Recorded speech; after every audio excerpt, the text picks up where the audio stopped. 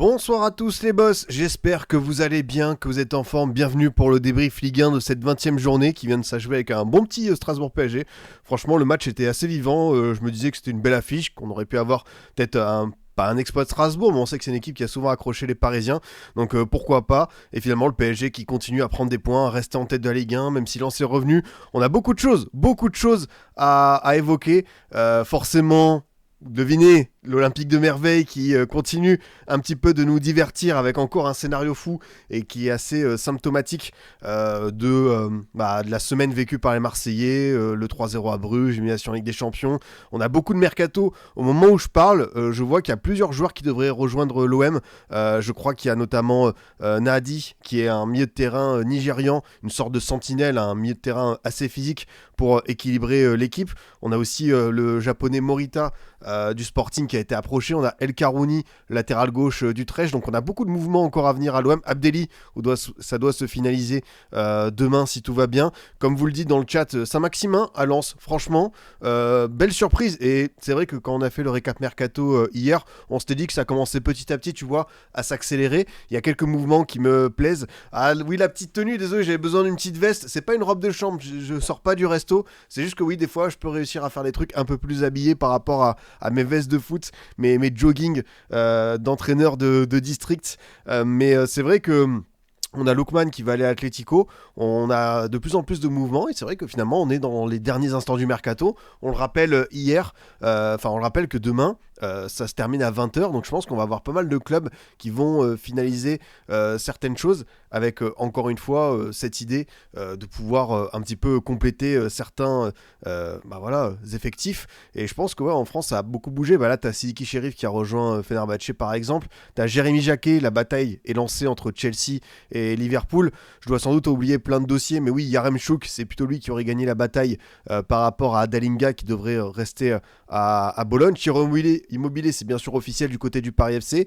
On va voir si le LOSC va faire un numéro 9. En tout cas, on prendra le temps demain dans hors-jeu. Je suis avec toute l'équipe, Bruce, Braque, Kanto et Zal, de regarder un petit peu les derniers mouvements, ce qui va se passer. Ici sur la chaîne, je pense qu'on fera un récap mercato le mardi en fin d'après-midi parce qu'on sera le lendemain de tout ce qui a été finalisé. Comme ça, on aura quelques indiscrétions pour un peu se poser et même pourquoi pas faire un bilan de ce mercato hivernal. Et oui, c'est vrai que j'ai oublié peut-être le mouvement le plus surprenant. Alors, c'est un joueur que j'aime beaucoup, mais par rapport à ce qu'il a traversé, je trouve que c'est inouï pour lui de rebondir là-bas. Même Terem Moffi à Porto, mais Jérémy Boga à la Juve, quand tu vois qu'il n'a pas joué depuis 2 mois du côté de Nice, avec ce qu'on a connu, les incidents post du match à Lorient.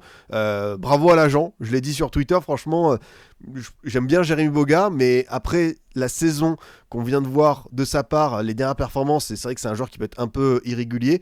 Réussir à trouver une place à la Juve, alors c'est forcément comme backup, on peut imaginer d'un ailier, peut-être pour faire souffler du Kenaïdis, tout ça, mais franchement, bravo. Moi j'ai même pas envie de tomber sur Boga, de tout ça, c'est juste bravo à l'agent, parce que c'est le genre de deal qui est quand même assez somptueux. Donc on prendra le temps de parler mercato, vous en faites pas, parce que il va se passer encore beaucoup de mouvements. J'espère que ça va. Une dédicace évidemment comme toujours à ceux qui sont présents dans le chat. Hugo SSE qui vient d'accueillir l'incroyable Philippe Montagnier, le cardinal de Brest aussi qui va rejoindre Saint-Étienne, j'ai vu l'info transfert. Thibaut, supporter Dortmund, qui a vu enfin Sergio Guirassy redevenir un joueur de foot, et en plus dans cette heure il décolle pour son Erasmus, donc bon courage dans cette aventure européenne. Meduz May, Lenaïk, Dimitri, merci beaucoup à Loulou pour son petit abonnement, ça fait toujours plaisir. Alpha Pinarcus, Théo Lillois. Aïe, les Lillois, c'est une période particulière. Mais si vous avez suivi mon avis sur le LOSC, je pense que les matchs à venir vont permettre à Italie de se repositionner au classement. Donc ça va être un peu un enjeu suprême pour eux. Salut à Vic, Poney Magique et tous ceux qui sont là dans le chat. Vous êtes toujours nombreux et ça fait grandement plaisir. Soso Chat, la modératrice, est également présente pour vous rappeler, si jamais, de vous abonner, de liker, de commenter. On est présent sur YouTube avec toutes les rediffusions et également en podcast, le COP de Scipion, 10h, Apple et Spotify. Beau week-end footballistique en vrai, Franchement j'ai bien aimé ce week-end de Ligue 1. Encore une fois, il y avait des choses à voir. C'est vrai que L'OL continue encore une fois de nous épater, nous étonner, même si je pense que le match était plus dur que par rapport à certaines victoires récentes, mais c'est aussi l'occasion d'aller chercher des matchs un petit peu voilà, où tu dois te dépasser, où tu n'es pas beau, mais c'est vrai que j'aime beaucoup ce que je vois de la part de l'OL, et surtout tu peux gagner sans avoir un grand Hendrick, sans avoir un Pavel Chouk rayonnant, sans Morton, sans Tolisso, donc c'est là aussi où tu te dis que l'OL a vraiment pas mal de qualités multiples, et ça va peut-être pouvoir faire la différence, notamment dans une sorte de sprint final. Et surtout, l'OL, on va aller voir le classement, mais recolle quand même à l'OM. Ça, je trouve que c'est assez fort. Enfin, tu vois, par rapport au début de saison, par rapport au mercato, aux effectifs, voir l'OL à la 20e journée être troisième à égalité, ils ont une moins bonne différence de but, mais c'est ça qui est dingue, c'est que ça travaille bien, et j'ai rarement senti une telle synergie à Lyon. C'est toutes les planètes sont alignées, tout le monde va dans le même sens, et ce match j'ai beaucoup aimé parce que encore une fois c'est pas le plus kiffant, c'est pas le plus rayonnant, c'est pas le plus mémorable, mais il y a la victoire au bout. Après bah t'as aussi la loi des séries, hein, t'enchaînes 9 victoires de suite, c'est le petit bonus que tu vas chercher, et dans l'autre sens Lille qui a la peine en championnat, mais c'est vrai que c'est quand même assez satisfaisant de voir ça. Et oui, l'OM devrait jouer sans le temps additionnel, ils auraient 10 points d'avance. J'ai vu la stat, hein, l'OM si les matchs se terminent à la 90e minute serait leader de Ligue 1. L'OM est le club qui a concédé dans le top 5 européen le plus de buts après la 80e minute, 15 buts encaissés déjà, donc il y a évidemment des failles, et oui, vous en faites pas, la page dédiée au Paris FC Marseille, elle va être assez conséquente. On va y aller directement, il n'y avait pas de match des Girondins, les boss ce week-end, petit repos en N2, mais on repart au combat dès la semaine prochaine, donc c'est vrai que c'était vraiment un week-end full Ligue 1, un peu de foot étranger. Qu'est-ce que j'ai regardé? Je crois que j'ai regardé un peu Arsenal. Il y avait le City Tottenham qui était assez sympa. Pas encore un grand choc de PL en termes de niveau, mais il y a du rebondissement, donc c'est bien. Belle victoire de United qui va la chercher avec ce succès. T'as le but de Kevin d'ailleurs au passage de Fulham, fantastique. C'est vrai qu'on avait parlé de la fameuse filière brésilienne du Shakhtar. Et voilà, on sait que Manchester United, comme tu le dis Simon, qui enchaîne une 3e victoire d'affilée, je pense qu'on est tous sur la même ligne, on pense tous à la même personne, donc on va voir un petit peu comment ça va se passer pour notre ami chevelu, mais c'est vrai que c'était c'était pas mal. Il y a le Bayern qui a été accroché par Hambourg et la Juve qui vient de sortir une grosse victoire contre Parme. D'ailleurs je crois que demain, ou je sais plus si c'est dans Offside, sur hors-jeu, on fera les petits bilans européens, tout ça, donc on prendra le temps de revenir sur tout ce qui s'est passé à droite à gauche dans le foot hors Ligue 1. Je vous propose qu'on aille voir un petit peu ce qui se passe dans, encore une fois, nos différents championnats, ce qui nous intéresse, à savoir la Ligue 1, et pas mal de choses à voir forcément. Alors, ce qui serait bien, c'est que il s'affiche quand même c'est bon, je l'ai retrouvé. Quand je vous le dis quand même, au classement, pas mal de petits enseignements, hein. Déjà, Lens qui reprend son chemin. Le plus important, c'est pas forcément la défaite, c'est toujours fâcheux, mais c'est le rebond. Et le match contre le Havre a permis de recoller au PSG, qui s'en sort, qui prend 2 points d'avance. Marseille cale un petit peu, du coup t'as l'OL qui revient. Lille reste 5e, malgré ce 4e... revers de suite. Je crois que la stat c'est depuis 2016 en championnat, le LOSC n'est pas enchaîné 4 revers de suite, donc forcément ça interpelle. T'as Rennes qui a calé, t'as Strasbourg également, Toulouse qui aurait pu en profiter. Bah tu vois, t'as Monaco qui se replace un petit peu. Par exemple, Monaco n'est qu'à 5 points de l'Europa League et du LOSC, mais Monaco reste à 12 points de la LDC, donc ils vont devoir en remonter. C'est vrai que j'ai pas parlé de Monaco, mais parmi les grandes nouvelles du week-end, t'as l'ASM qui a vraiment envoyé un beau message, hein. Le match était de qualité, c'était plaisant à voir, pas de but encaissé. Je pense que la qualification LDC, même si c'est un barrage et que tu vas affronter le PSG, je pense que ça a fait un petit peu du baume au cœur. Et ouais, franchement, ils ont fait un vrai bon match contre Rennes. Ça faisait trop longtemps que j'avais pas eu un ASM comme ça, conquérant, intéressant à chaque ligne. C'est quand même assez sympathique. Après, ouais, t'as toujours des équipes qui continuent de prendre des points et qui se mettent à l'abri, hein. Lorient, Angers qui du coup avec sa victoire sur Metz prend 12 points d'avance sur Nantes. Franchement, autant 12 points dans la course à l'Europe, ça peut aller très très vite, on sait jamais. Mais 12 points, encore une fois, à course au maintien, j'ai l'impression que c'est un rythme un peu plus lent. Donc compliqué, tu vois. Enfin, Nantes, pourquoi pas, mais j'ai du mal quand même à l'imaginer. Et Lorient est 9ème. Lorient, c'est vrai que j'ai parlé de Monaco, mais Lorient n'est qu'à 3 points de la 6ème place. Lorient européen, Qui l'aurait cru potentiellement il y a quelques mois. Moi, j'avoue que par rapport à leur effectif et le fait qu'ils aient pas fait beaucoup de mercato, j'étais un peu inquiet. Mais bravo à Pantaloni parce que ça commence à prendre forme. T'as une belle série d'invincibilité. T'as des joueurs qui se développent. T'as des talents Ligue 2 qui continuent de s'affirmer à l'image de Kouassi. T'as Bamba Dieng qui est revenu. La seule fois où j'ai connu Lorient européen, c'est quand ils avaient remporté la Coupe de France contre Bastia en 2002. Et vous savez pourquoi je parle de ce match? Parce que c'est évidemment une des fameuses vidéos de Rémi Gaillard qui s'était incrusté en mode joueur pro de Lorient qui gagne la coupe, et je crois qu'il avait même serré la main à Chirac, enfin un truc délirant je sais plus s'il serre la main à Chirac ou au président de la FFF de l'époque.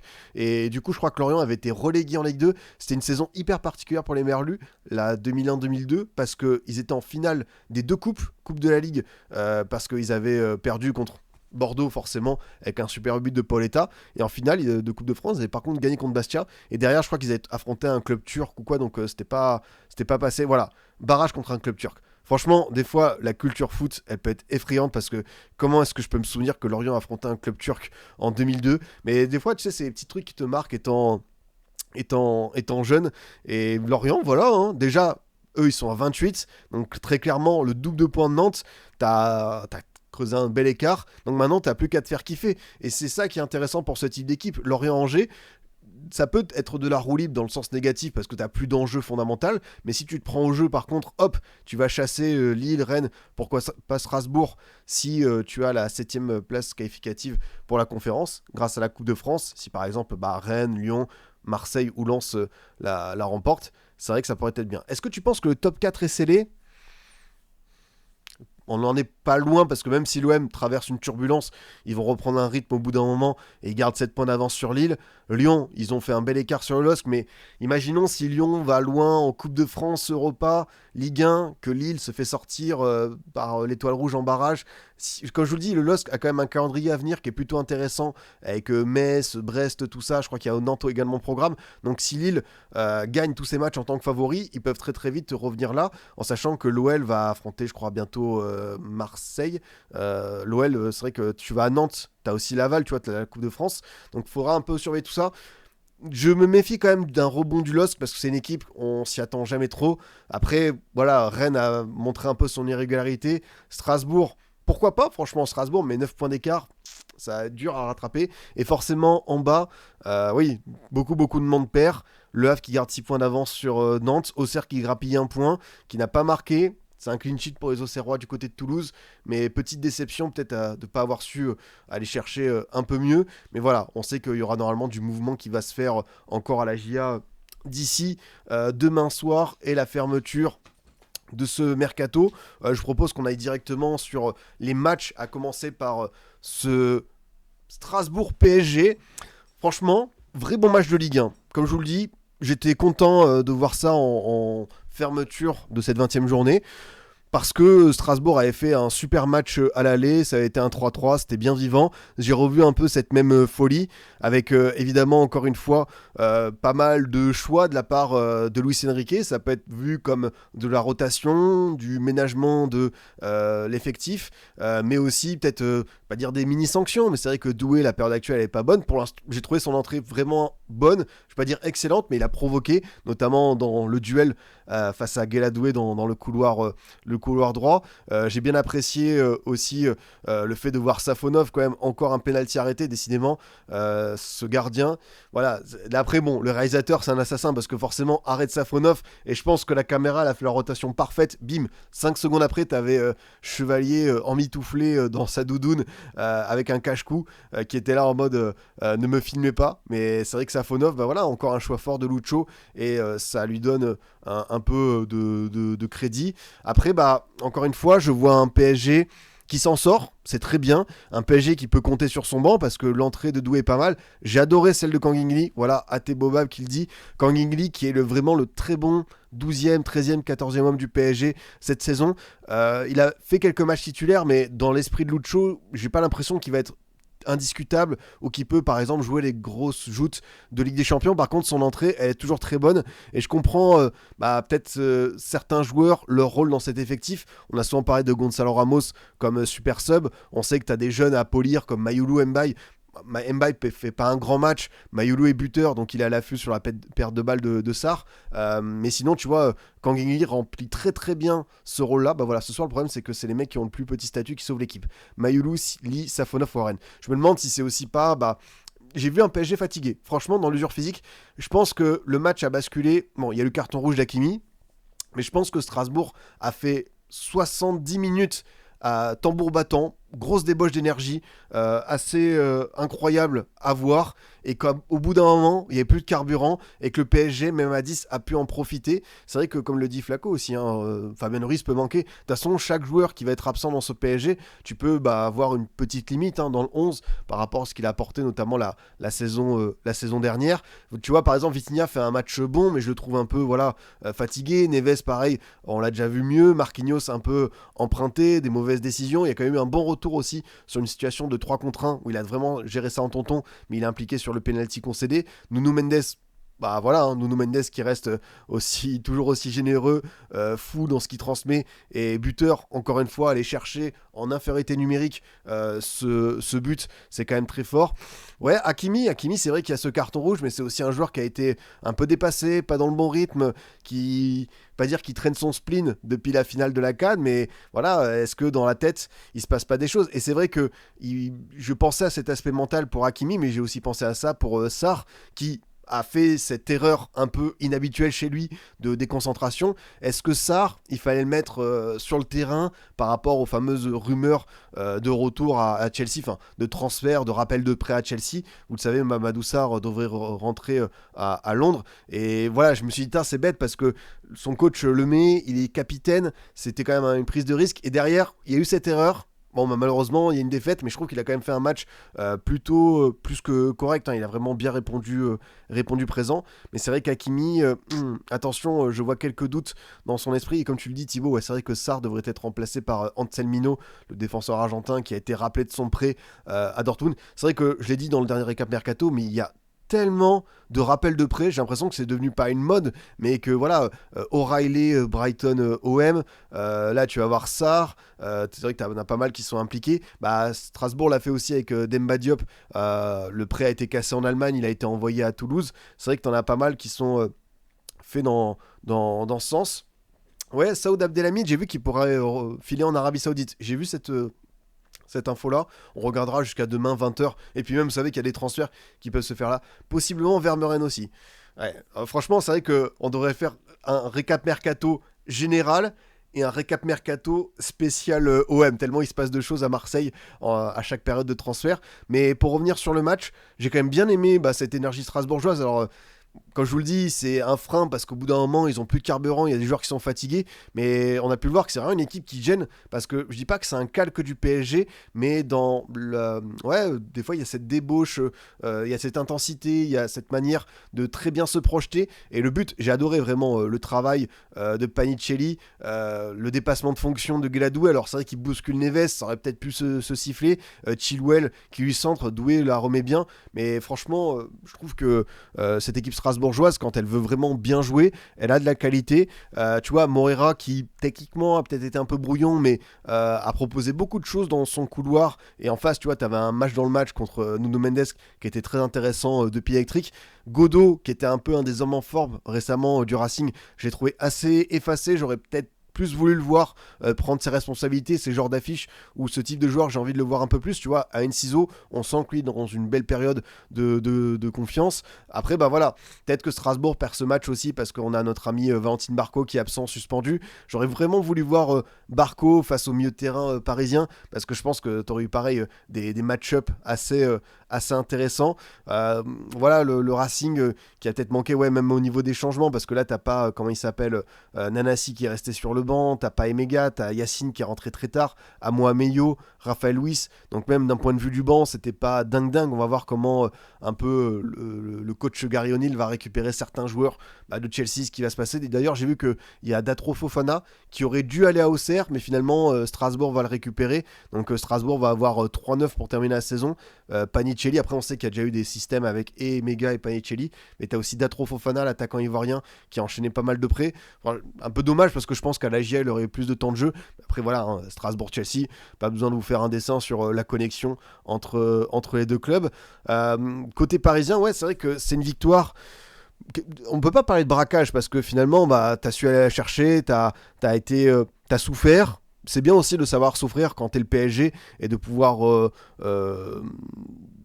plier sans rompre. C'est vrai que t'as concédé ce but, mais t'as pas été mené au score. T'as quand même voilà, un peu l'orgueil qui a parlé, le penalty de Safonov, le bon pressing, parce que finalement, le but il vient d'une erreur de Sarr, mais derrière t'as le pressing enclenché de Maulu et je crois que c'est Barcola qui viennent le gêner. Et du coup, ça a permis de bien enclencher l'ouverture du score.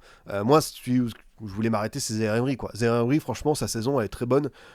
C'est vrai que c'est un joueur où, des fois, quand on doit citer ses gros points forts et le placer parmi les tout meilleurs milieux, on va peut-être manquer de certains termes. Mais moi, je trouve qu'il est vraiment bien revenu. Et encore une fois, on parle d'un joueur qui a eu 19 ans. C'est tellement jeune, je me répète, à l'échelle du foot. Et je vois sa fiabilité, sa régularité. Je vois à quel point il peut être bon dans différents registres, au milieu de terrain, mais aussi en tant que latéral droit. Il est bien revenu aussi mentalement parce que c'est vrai que lui qui a été quand même un élément important du PSG 2023-2024 lors de la première saison de Lucho, qui a été même sur quelques semaines, quelques mois le meilleur parisien, tout s'est bousculé, le succès, l'arrivée en équipe de France, le fait d'être le héros qui qualifie son équipe avec le but à Dortmund. Et c'est vrai que l'an passé, bah, mine de rien, t'as Hakimi qui était à un tel niveau, en tant que latéral droit c'était compliqué. Neves, Vitinha et Fabian Ruiz ont été trop forts. Zaïre Emery, oui, c'était la cinquième roue du carrosse, mais voilà, des fois, bah oui, il y a des mecs qui sont plus forts que toi, mais ça veut pas dire que t'es finito. Et Zaïre Emery qui revient vraiment bien, et je pense que c'est une bonne nouvelle pour lui, pour le PSG, pour l'équipe de France.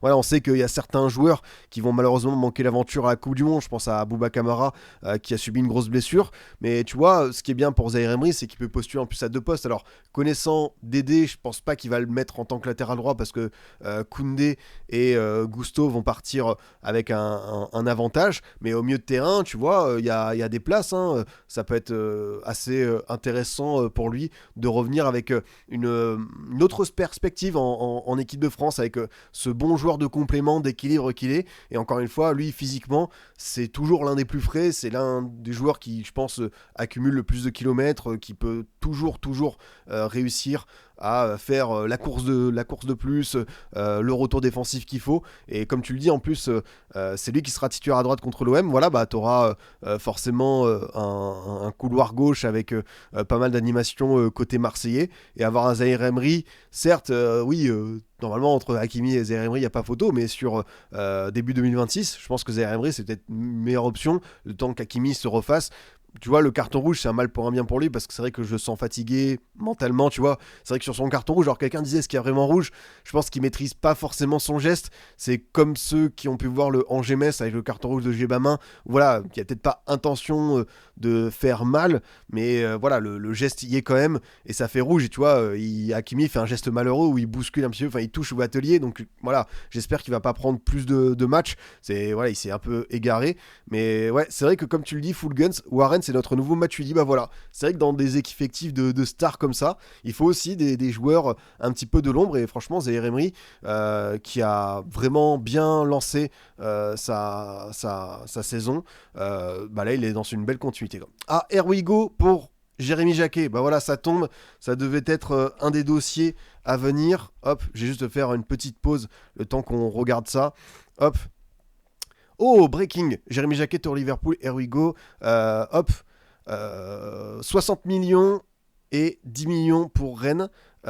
Donc, si j'ai bien compris, c'est pour juin 2026. Donc, Jacquet va rester en prêt à Rennes. C'est ce que voulait Habib Bey. Moi, je pense aussi pour le développement du joueur, c'est bien que Jacquet puisse, on ne sait jamais, hein, faire un gros parcours en Coupe de France. Pourquoi pas prendre un trophée avec son club formateur.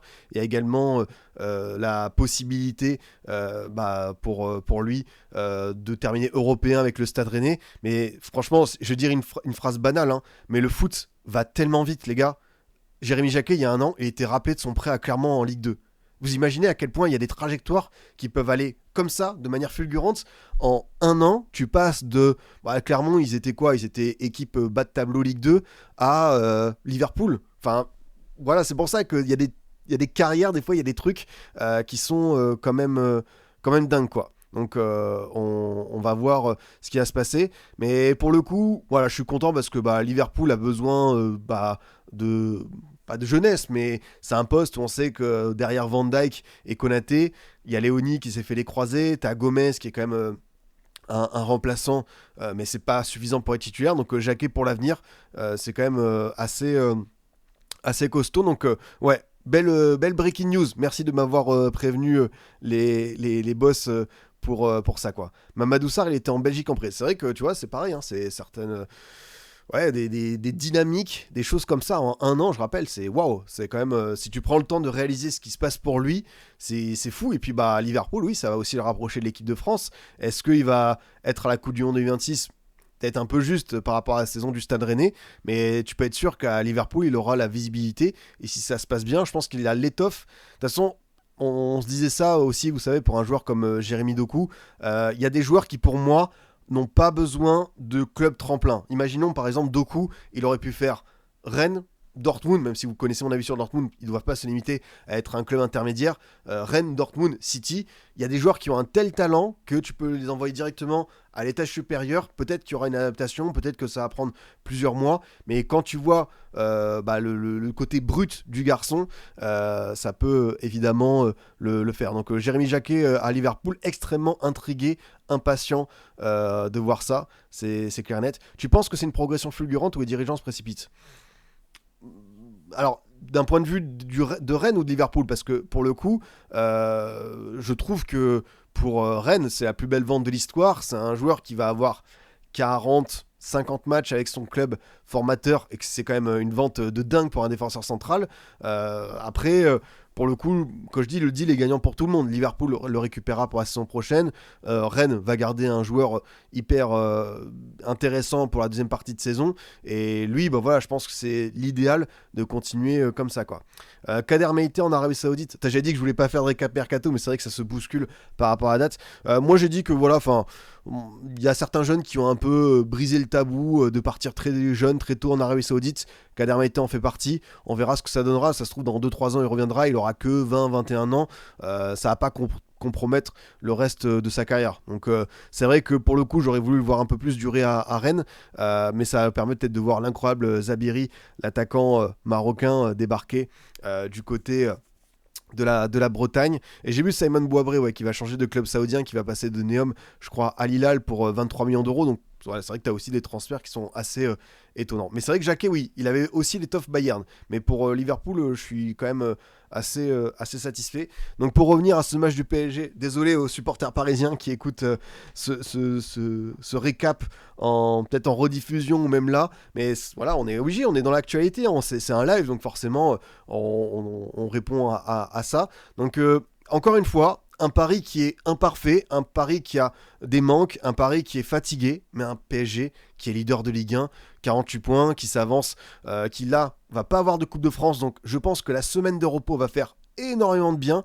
Pour le coup, tu vas pouvoir enchaîner Marseille, derrière tu auras un autre match de Ligue 1, et ensuite tu auras du coup ton premier rendez-vous face à l'AS Monaco. Donc je pense que c'est quand même plutôt intéressant dans cette perspective. C'est vrai qu'on n'a pas vu Dro Fernandez entrer en jeu. Voilà, tu as ce classique à préparer à la maison. À l'aller, tu l'as perdu, donc important de prendre ta revanche. Tu as Lens qui reste à 2 points, donc tu es quand même un peu challengé en Ligue 1. Voilà, je pense que le PSG va être champion, mais c'est quand même bien, encore une fois, dans cette Ligue 1, d'avoir un peu de suspense et d'avoir cette équipe qui peut réussir à proposer quelque chose. Donc ouais, ça me parle pas mal.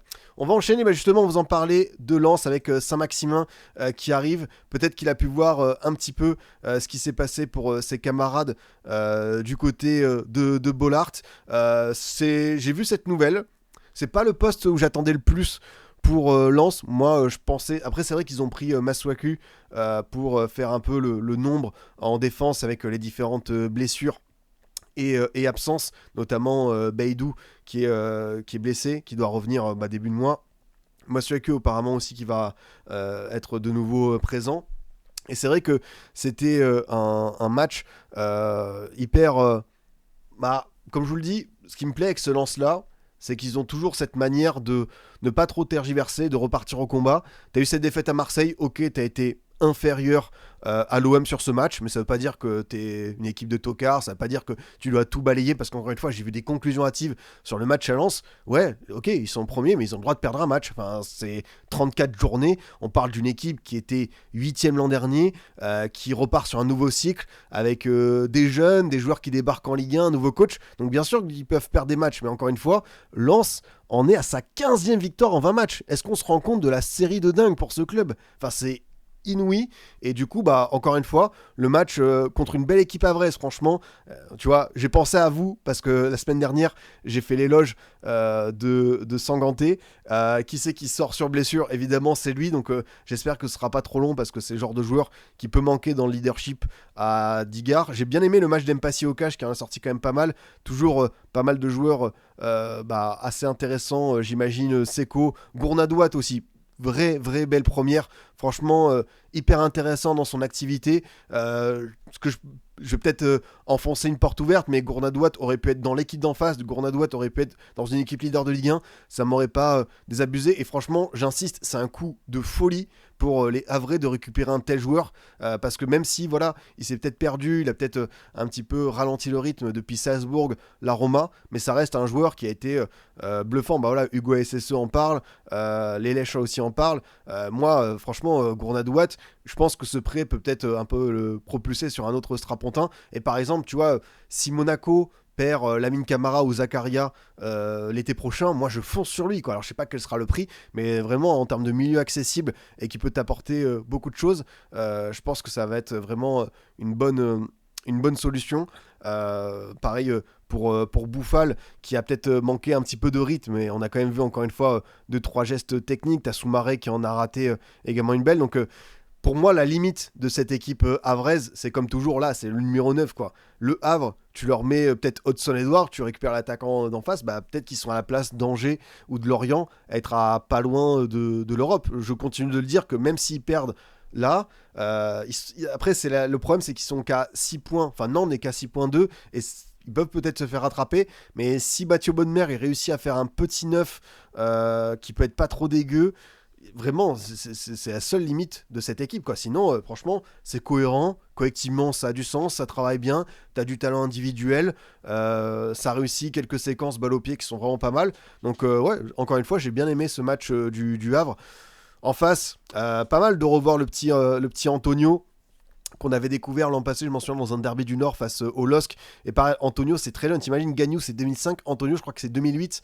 Heureusement que t'as Papy Malangsar. Bon, c'est pas non plus un vieux. Par exemple, je suis plus vieux que Malangsar, même s'il me met deux têtes et que j'ai presque envie de l'appeler l'ancien. Mais tu vois, t'as quand même pas mal de jeunesse. Et c'est ce qui me plaît pour cette équipe lensoise, c'est que même si tu as des blessés, même si t'as peut-être des postes où t'as pas pu faire beaucoup de mercato, bah tu vas faire confiance à cette jeunesse. Tu vas pas hésiter à apporter beaucoup de temps de jeu à un Gagnou. S'il y a un manque, bah écoute, Antonio c'est lui qui va avoir cette opportunité. Je pense que Masuaku quand il va revenir, ou Baïdou, voilà, et Antonio va rentrer plutôt dans la rotation, mais c'est quand même assez intéressant. Pourquoi pas le revoir pour le match de Coupe de France par exemple. Mathieu Hudol, les gars. Mathieu Hudol, franchement, le pied gauche. Et voilà, centre de Mathieu Hudol, c'est pas Hudson-Edouard, cette fois-ci c'est Ruben Aguilar. L'action piston gauche, piston droit, on l'a vu aussi avec Strasbourg, Chilwell, Gueladoué. Et là franchement, c'était très très bien exécuté. Le centre, pied gauche, et Aguilar qui surgit comme ça, comme un boulet de canon. Et la qualité de ce mec, c'est vraiment... Enfin, Hudol, encore une fois, j'ai vu qu'il avait sorti d'ailleurs un documentaire un peu en mode résilience, parce que vous savez c'est un joueur qui s'est fait 4 fois les croisés, donc voilà, il revient de très très loin. Et vous imaginez, je vous parlais de trajectoire folle dans le foot à l'instant avec Jérémy Jacquet. Hudol qui passe de Metz qui est en Ligue 2 mais qui est monté en Ligue 1 à Lens, un joueur qui a connu pour la plupart du temps le FC Metz, qui a navigué entre Ligue 1 et Ligue 2. 6 mois après, on parle de lui, pourquoi pas dans une liste pour la Coupe du Monde. C'est des fois il y a des contextes, il y a des environnements où tu peux avoir le déclic, et Hudol ça en fait bien partie. Donc ouais, t'as aussi Thomasson qui avait marqué un but, mais ça a été refusé pour hors-jeu. Thauvin, c'était un peu plus dur le match. Et ouais, je me demande ce que peut changer Saint-Maximin, mais ce qui est bien, c'est Saint-Maximin, quand je vois les différents profils, Saïd, Edouard, Thauvin, en fait, c'est un registre totalement différent dans le dribble, dans la percussion, dans la folie. Et je me dis que c'est bien parce que t'as cette jeunesse avec Sangaré, tu vas avoir Gagnou, Antonio, t'as Bulatovic, t'as Risser. Et là, devant, tu vas vraiment avoir des tontons, des mecs avec une sacrée expérience. Tu fais le cumul de match de Saïd, Edouard Thauvin et de Saint-Maximin. Je pense que t'as des mecs qui en imposent avec leur carrière. Et voilà, comme je vous le disais, c'est aussi les joueurs du mercato. C'est le genre de transfert surprise auquel je m'attendais pas. Thierry Mulet au Paris FC. On a failli avoir John Duran au LOSC. Et bien là, Saint-Maximin qui rentre en Ligue 1. Pour moi, je pense que t'as un risque minimum. Si ça prend, tant mieux, parce que c'est un joueur qui peut emmener Bollard avec lui. Si ça prend pas, voilà, c'est pas un grand risque financier. Je crois qu'il était libre après son départ du club América au Mexique. Mais forcément, moi, ce que j'ai envie de voir, c'est le Saint-Maximin de St. James Park, ce joueur qui a été capable de me faire lever de ma chaise, de mon fauteuil sur quelques matchs, parce que voilà, on sait que Saint-Maximin, c'est peut-être pas le joueur le plus régulier, mais il peut avoir ces moments qui sont tellement bluffants. Et ouais, franchement, beaucoup de la cellule recrutement de Lens, et c'est vrai qu'on sent que dans cette deuxième partie de saison, on va accompagner ce groupe avec, voilà, il y a également Gorgelin qui a été recruté, t'as Masuaku qui va intégrer ça, Saint-Maximin, tu rajoutes un petit peu du vécu pour permettre d'avoir un groupe encore plus hétérogène d'un point de vue des âges, et c'est quand même assez satisfaisant. Aïdara aussi, c'est vrai que je l'ai oublié parce que Aïdara il fait partie aussi de ces joueurs qui ont été blessés, qui a été rentré. Tu vois, Aïdara recruté 3 millions à Leipzig, qui a été mis au placard par Red Bull. Tu vois le mercato lensois sans faire trop de bruit. T'as quand même un mec qui a joué avec des champions, t'as un ancien ailier de Première Ligue, t'as un joueur qui a connu longtemps la Première Ligue comme latéral. C'est vrai que ça a du sens, franchement, ce qu'ils font, quoi. Donc ouais, écoutez, Lens qui revient à 2 petits points du PSG, et d'un point de vue du calendrier, ça dit quoi? Tu vas à 3 en Coupe de France, donc l'occasion aussi, on rappelle cette stat, parce que même moi quand j'ai fait l'émission avec Antoine, que je salue sur la bonne dynamique du Racing, Lens n'a jamais remporté la Coupe de France. Alors voilà, hein, ça peut se prendre au jeu, bien sûr que quand tu vois cette saison Ligue 1, tu te dis la priorité ça doit être le championnat, mais t'es dans une compétition où t'as plus le PSG et t'es à 3 matchs potentiellement d'une finale, et à voir évidemment le tirage au sort. T'as Lyon, Rennes, Strasbourg, Monaco, Marseille, Toulouse comme adversaires potentiels, mais si ça s'affronte, si toi tu fais un parcours où tu évites quelques cadors, se lance là sur un match sec, pourquoi pas. Donc vraiment, je pense que la Coupe de France, avec en plus, on l'a vu, ce groupe plutôt étoffé, parce que contre 3, tu peux mettre le petit Fofana, t'as Abdelassima, t'as Sotoka, t'as le jeune Selic, t'as Aïdara peut-être pour le mettre en jeu, Bulatovic que j'ai trouvé très très bon lorsqu'il a assuré l'intérim par rapport à Sangaré. Alors Saoud Abdelhamid pourrait partir, et pourtant je trouvais que ses performances à chaque fois étaient pas mal. Donc ouais, Lens doit se prendre au jeu pour moi, et tu te dis que la Coupe de France est loin d'être inaccessible. Ah, toi tu sens une élimination? C'est vrai que ils ont été capables peut-être de matchs où tu pensais que ça pouvait le faire, et de nous décevoir. Donc on va voir un petit peu quel sera le fin mot de l'histoire. Les amis, on va aborder une grosse page évidemment de ce récap, de ce débrief Ligue 1, puisqu'on va évoquer l'Olympique de Marseille, que dis-je, l'Olympique de sabotage, l'Olympique de sabordage, l'Olympique du harakiri. Je sais même plus quoi penser. Si on m'avait dit une semaine après le débrief qu'on a fait la semaine dernière sur le OM Lens et toutes les bonnes choses qu'on a pu voir du côté phocéen, qu'il allait se passer tout ça, mais en même temps c'est vrai que ces derniers jours ça ressemble à Marseille, quoi. Ça peut partir dans tous les sens, t'as une immense déception, t'as une faillite mentale, t'as du mercato qui s'accélère encore une fois, puisque d'après ce qu'on sait, c'est que Vermeuren pourrait partir, t'as O'Reilly qui va avoir son prêt qui est cassé avec Brighton, Murillo aurait été écarté par De Zerbi, Angel Gomez va rejoindre Wolverhampton, ça en fait à chaque fois, hein, du roulement. Du coup on a Nwaneri et Timber qui sont arrivés, t'as Abdelli qui va signer, il y a Nadi, du coup ce jeune milieu de terrain nigérian qui va arriver pour étoffer l'entrejeu. On a également des rumeurs sur Morita, El Karouni, donc l'Olympique de Mercato, hein. C'est vrai que cette équipe accélère toujours comme il faut. Moi je remarque quand même que c'est pas possible, c'est le foot, et je sais que Marseille c'est un truc à part, mais comment est-ce qu'on peut passer en quelques jours de cette euphorie à presque l'apathie et un sentiment que voilà, De Zerbi, on a même eu une rumeur comme quoi il voulait partir, ça a été démenti par lui-même, que tout le monde est agacé, énervé, et encore une fois le match il est bien maîtrisé. Le match, tu affrontes un Paris FC qui est passé depuis plusieurs semaines dans ce système à 5, un Paris FC voilà, volontaire mais maladroit, techniquement assez faible, un peu de nervosité, Maxime Lopez qui aurait pu prendre presque rouge parce que voilà, il s'est un peu trop chauffé et pour moi c'était logique qu'il sorte assez vite. Moses Simon, malheureusement dans la droite lignée de sa saison, assez méconnaissable, et honnêtement j'ai vu un OM, tu vois, bien franchement. Je pense au match de Timber qui est très bon, je pense à l'efficacité de Greenwood, Weah qui a répondu présent, Aguerd, les 75 premières minutes elles sont rayonnantes. Et puis après, parce que c'est l'OM, tu te tires une balle dans le pied, tu retombes dans tes travers, dans la tête, il y a quelque chose qui va pas.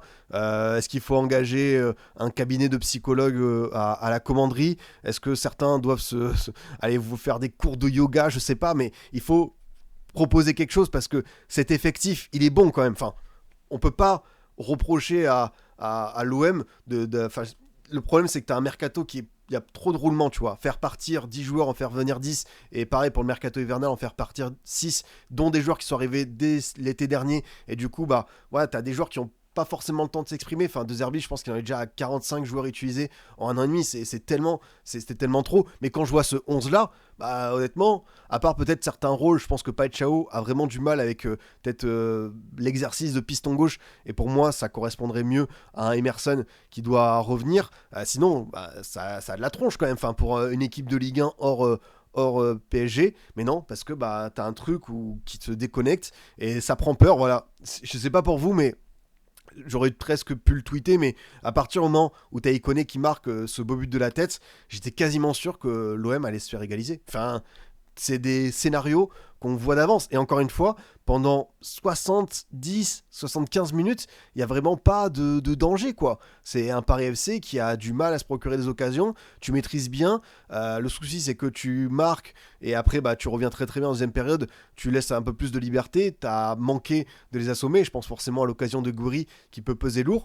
Mais tu laisses ton adversaire en vie. Et même si tu le laisses en vie, à 2-0, normalement, tu peux être capable de faire le dos rond. Et ouais, je sais pas comment l'expliquer, mais voilà, on voit vraiment les deux faces d'une même pièce à Marseille depuis trop longtemps. Une équipe qui est capable sur quelques semaines d'avoir une vraie belle dynamique, de retomber ensuite sur une proposition footballistique pas loin du néant. Des fois c'est bien, mais c'est les fins de match qui sont mal maîtrisées, contre Angers, contre Toulouse, toujours ces buts à la dernière minute contre le PSG, à Rennes, contre l'OL. Enfin, je les ai tous en tête là, quasiment l'Atalanta. Enfin, c'est vrai que le nombre de buts concédés par les Marseillais dans les moments qui comptent, voilà, c'est pas un hasard si y a la stat qui est sortie, comme je vous l'ai dit, que l'OM aurait pu être leader de Ligue 1 si le match s'arrêtait à 90 minutes. Mais ça compte d'aller faire l'effort jusqu'au bout.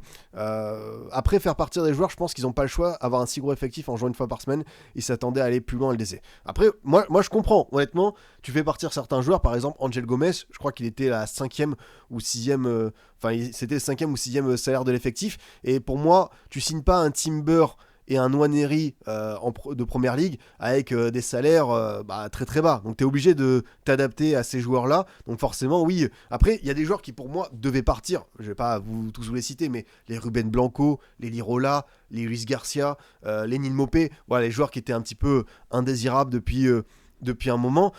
Mais bon, Angel Gomez, oui, il n'a pas été incroyable sur ces 6 mois, mais est-ce qu'on aurait pu lui laisser plus de temps? Je sais pas. Matt O'Reilly, oui, je suis d'accord, c'est une vraie déception. Donc là, pour le coup, je comprends que le prêt soit cassé, mais le souci, c'est que ça fait beaucoup de joueurs en fait qui ont une durée de vie en moyenne à l'OM.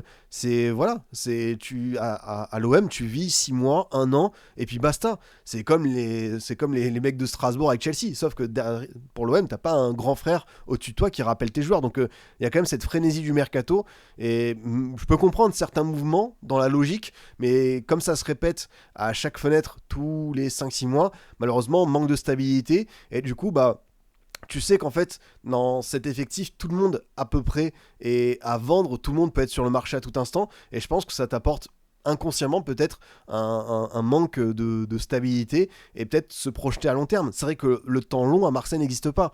C'est aussi un souci, c'est que est-ce que Marseille aurait été capable, par exemple, je crois que quelqu'un en a parlé tout à l'heure de Afonso Moreira, est-ce que l'OM aurait été capable de laisser du temps à Afonso Moreira, à Ruben Kluivert? Tu vois, j'ai pensé à Ruben Kluivert tout à l'heure qui a fait une passe décisive, un dépassement de fonction génial. Est-ce que Ruben Kluivert, après le match de Nice, si c'était Marseille, on l'aurait pas assassiné, on l'aurait pas envoyé en réserve? C'est vrai que les joueurs ont tellement de pression, il y a cette comment dire, il y a l'obligation de performer immédiatement. Si dans les 5-6 premières semaines on voit pas quelque chose, j'ai l'impression que tu es condamné. Donc c'est dur parce qu'évidemment tu changes d'équipe, tu changes de championnat, tu changes d'environnement, il y a le déménagement, c'est pas mal de choses où tu dois te réadapter. Et comme pour le coup ça manque un petit peu de... Ouais, tu as du mal à voir quelle équipe de l'OM tu auras d'ici 2-3 ans et t'as pas de jeunes. Tu vois, par exemple, un Amar Dedic qui fait de belles choses à Benfica. Est-ce qu'un Amar Dedic, on n'aurait pas pu se dire, bah écoutez, on a ce gars, c'est un jeune talent, peut-être qu'il va nous faire des matchs pas ouf, mais en attendant, on voit le vrai potentiel et on peut s'appuyer là-dessus. Je sais pas, c'est vrai que je me dis que à force d'insister sur ce mercato, ouais, c'est peut-être aussi une des limites de l'OM, et j'insiste, hein, les 60 premières minutes, elles sont vraiment bonnes. Je vois des choses avec cette équipe. C'est quand même assez perturbant. Et bien sûr, hein, je pense qu'il y a beaucoup de choses. Il a pocket Vini Mendes alors qu'il a été horrible Dedic à l'OM. C'est vrai que Dedic, on n'a peut-être pas vu quelque chose, mais je sais pas, il avait quand même un rôle intéressant de piston. Donc peut-être laisser plus que 5 mois à ce joueur qui arrive de Salzbourg, qui découvre la Ligue 1, pour nous montrer quelque chose. Évidemment, la semaine qui arrive, elle est ultra décisive, puisque tu as la réception de Rennes mardi en Coupe de France. Voilà, tu dois sauver ta saison pour moi, comme je l'ai dit lors du dernier débrief LDC avec ce trophée. Tu peux faire top 3 en Ligue 1, je pense que c'est ce qu'on attend, mais si tu veux vraiment gommer la faillite collective de Bruges et la déception de ne pas te qualifier dans les 24 en Ligue des Champions, il faut qu'il y ait la Coupe de France, il n'y a pas le PSG. Bien sûr, encore une fois, je l'ai redit, hein, il y a des équipes qui peuvent aller au bout en dehors de l'OM, on connaît tous les prétendants, mais ce groupe-là doit être capable d'aller chercher la Coupe de France, doit se rattraper avec ça.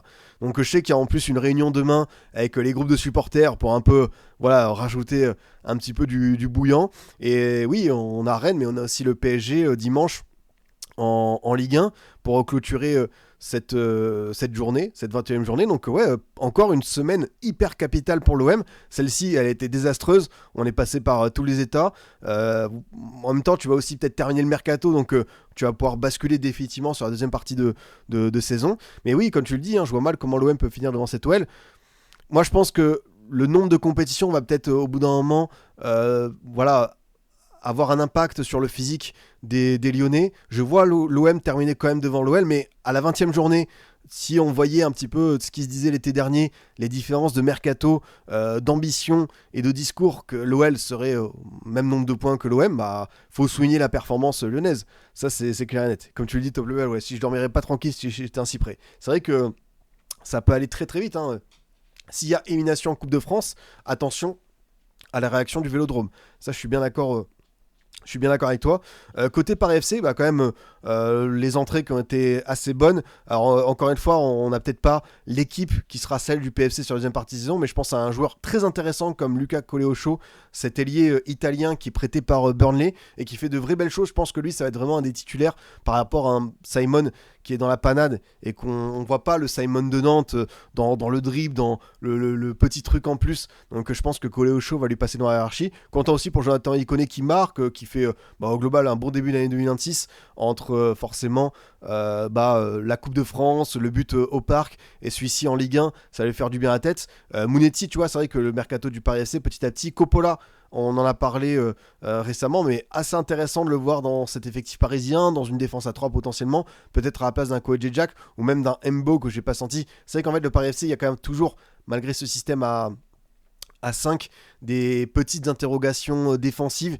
Tu peux sentir de la fébrilité, mais tu te dis que ce mercato, et on n'oublie pas aussi Rudy Matondo, le Serrois qui devrait arriver. Je crois qu'il y a un montant de 17 millions qui est investi. Donc là, pour le coup, Matondo, 17 millions, je retrouve plus la patte Red Bull d'aller chercher des talents comme ça par rapport à Thierry Immobilier qui ressemble à un petit caprice de football manager. Après, comme je vous l'ai dit, Immobilier, à 80%, je pense que ça n'a pas marché, mais comme t'as pas un immense risque pour le court terme, voilà, se faire un petit kiff, Thierry Immobilier en Ligue 1, du côté du Paris FC, c'est pareil, hein, le Paris FC, tu leur as dit il y a 1 an et demi, il y a Thierry Immobilier qui va jouer pour vous, oh attends, comment ça ça c'est fou. Kebal pas bon, mais le penalty clutch, ouais, c'est vrai que Kebal a pas fait son meilleur match avec le PFC, par exemple, bah, tu compares l'aller où l'OM avait gagné 5-2, il avait quand même été incroyable sur la pelouse, mais très beau penalty. Franchement, je l'ai dit, la course d'élan, la patate qu'il envoie, ça se pose pas de questions. La célébration géniale avec la glissade sur les genoux. Donc Ilan Kebal, il a tout compris. Quand je dis, j'ai trouvé que Maxi Lopez a été un peu trop nerveux, donc ça aurait pu coûter peut-être un carton rouge à son équipe. Et voilà, le Paris FC a pris un beau point, notamment en vue du maintien. C'est pas encore un classement génial pour eux, 14e. 7 points d'avance sur Nantes, mais voilà, t'as aussi, pourquoi pas en Coupe de France, bon là ils vont chez les Terreurs Merlu, donc ça va pas être évident mercredi soir en Coupe de France, mais voilà, tu vas peut-être aussi avoir au bout d'un moment quelques matchs pour aller prendre des points, je pense qu'ils vont assurer leur maintien quand même, puis bon, t'es capable, c'est ce qu'on attendait, hein, d'aller chercher des joueurs en plus, Mounetzi, Coleocho, vraiment j'ai beaucoup aimé, hein, très intéressant dans ses décrochages, dans ses petits dribbles, dans ses feintes, dans les appuis. Je pense que lui pour le coup ça peut être une des révélations de la Ligue 1 sur la deuxième partie de saison. Et puis revoir un Coppola qui a été une révélation du côté du Hellas Vérone, qui n'a pas été beaucoup utilisé par Brighton, et Immobilier, Matondo qui vont s'intégrer. Donc ouais, Paris FC, voilà, enfin en même temps, j'ai aimé, je vais pas dire j'ai aimé, mais on leur a offert ce cadeau. Enfin, le match, normalement, ils doivent pas revenir, et finalement ils sont y allés parce ils ont commencé à y croire, donc c'est beau. Voilà, ils vont aller gêner. Pourtant, tu vois, Jean Bouin qui était, je pense, bon c'est comme d'hab, Jean Bouin, le PFC qui fait un communiqué, tout signe distinctif en rapport avec l'OM, vous serez interdit de stade, tout ça. Allez, 80% du stade, il était pour Marseille. À chaque fois de toute façon que tu fais des trucs comme ça se retourne toujours contre toi, mais finalement, même s'ils avaient le stade, leur terrain domicile contre eux, bah, ils ont su aller chercher ce moment de folie, et je pense qu'ils ont appuyé là où ça fait mal, avec un OM qui a douté. Et c'est vrai que tu vois la fragilité derrière, tu vois Rouli, aïe Rouli qui a sauvé tellement de fois l'OM pendant 1 an et quelques mois, mais depuis plusieurs semaines, c'est pas le bon Jérôme Rouli, c'est le Rouli qu'on avait peut-être vu de temps en temps à l'Ajax. C'est un joueur qui fait peur, et si Delange, parce que je pense qu'il y aura Delange qui va jouer normalement contre Rennes en Coupe de France, si Delange il fait un bon match, ce qui est le cas à chaque fois que je le vois, pourquoi pas mettre un Delange, voilà, un peu comme Safonos Chevalier, aller titiller le titulaire qui est pas bien dans ses baskets en ce moment, ça peut le faire. Ouais, Mounetzi très très bien, franchement, ça peut le faire.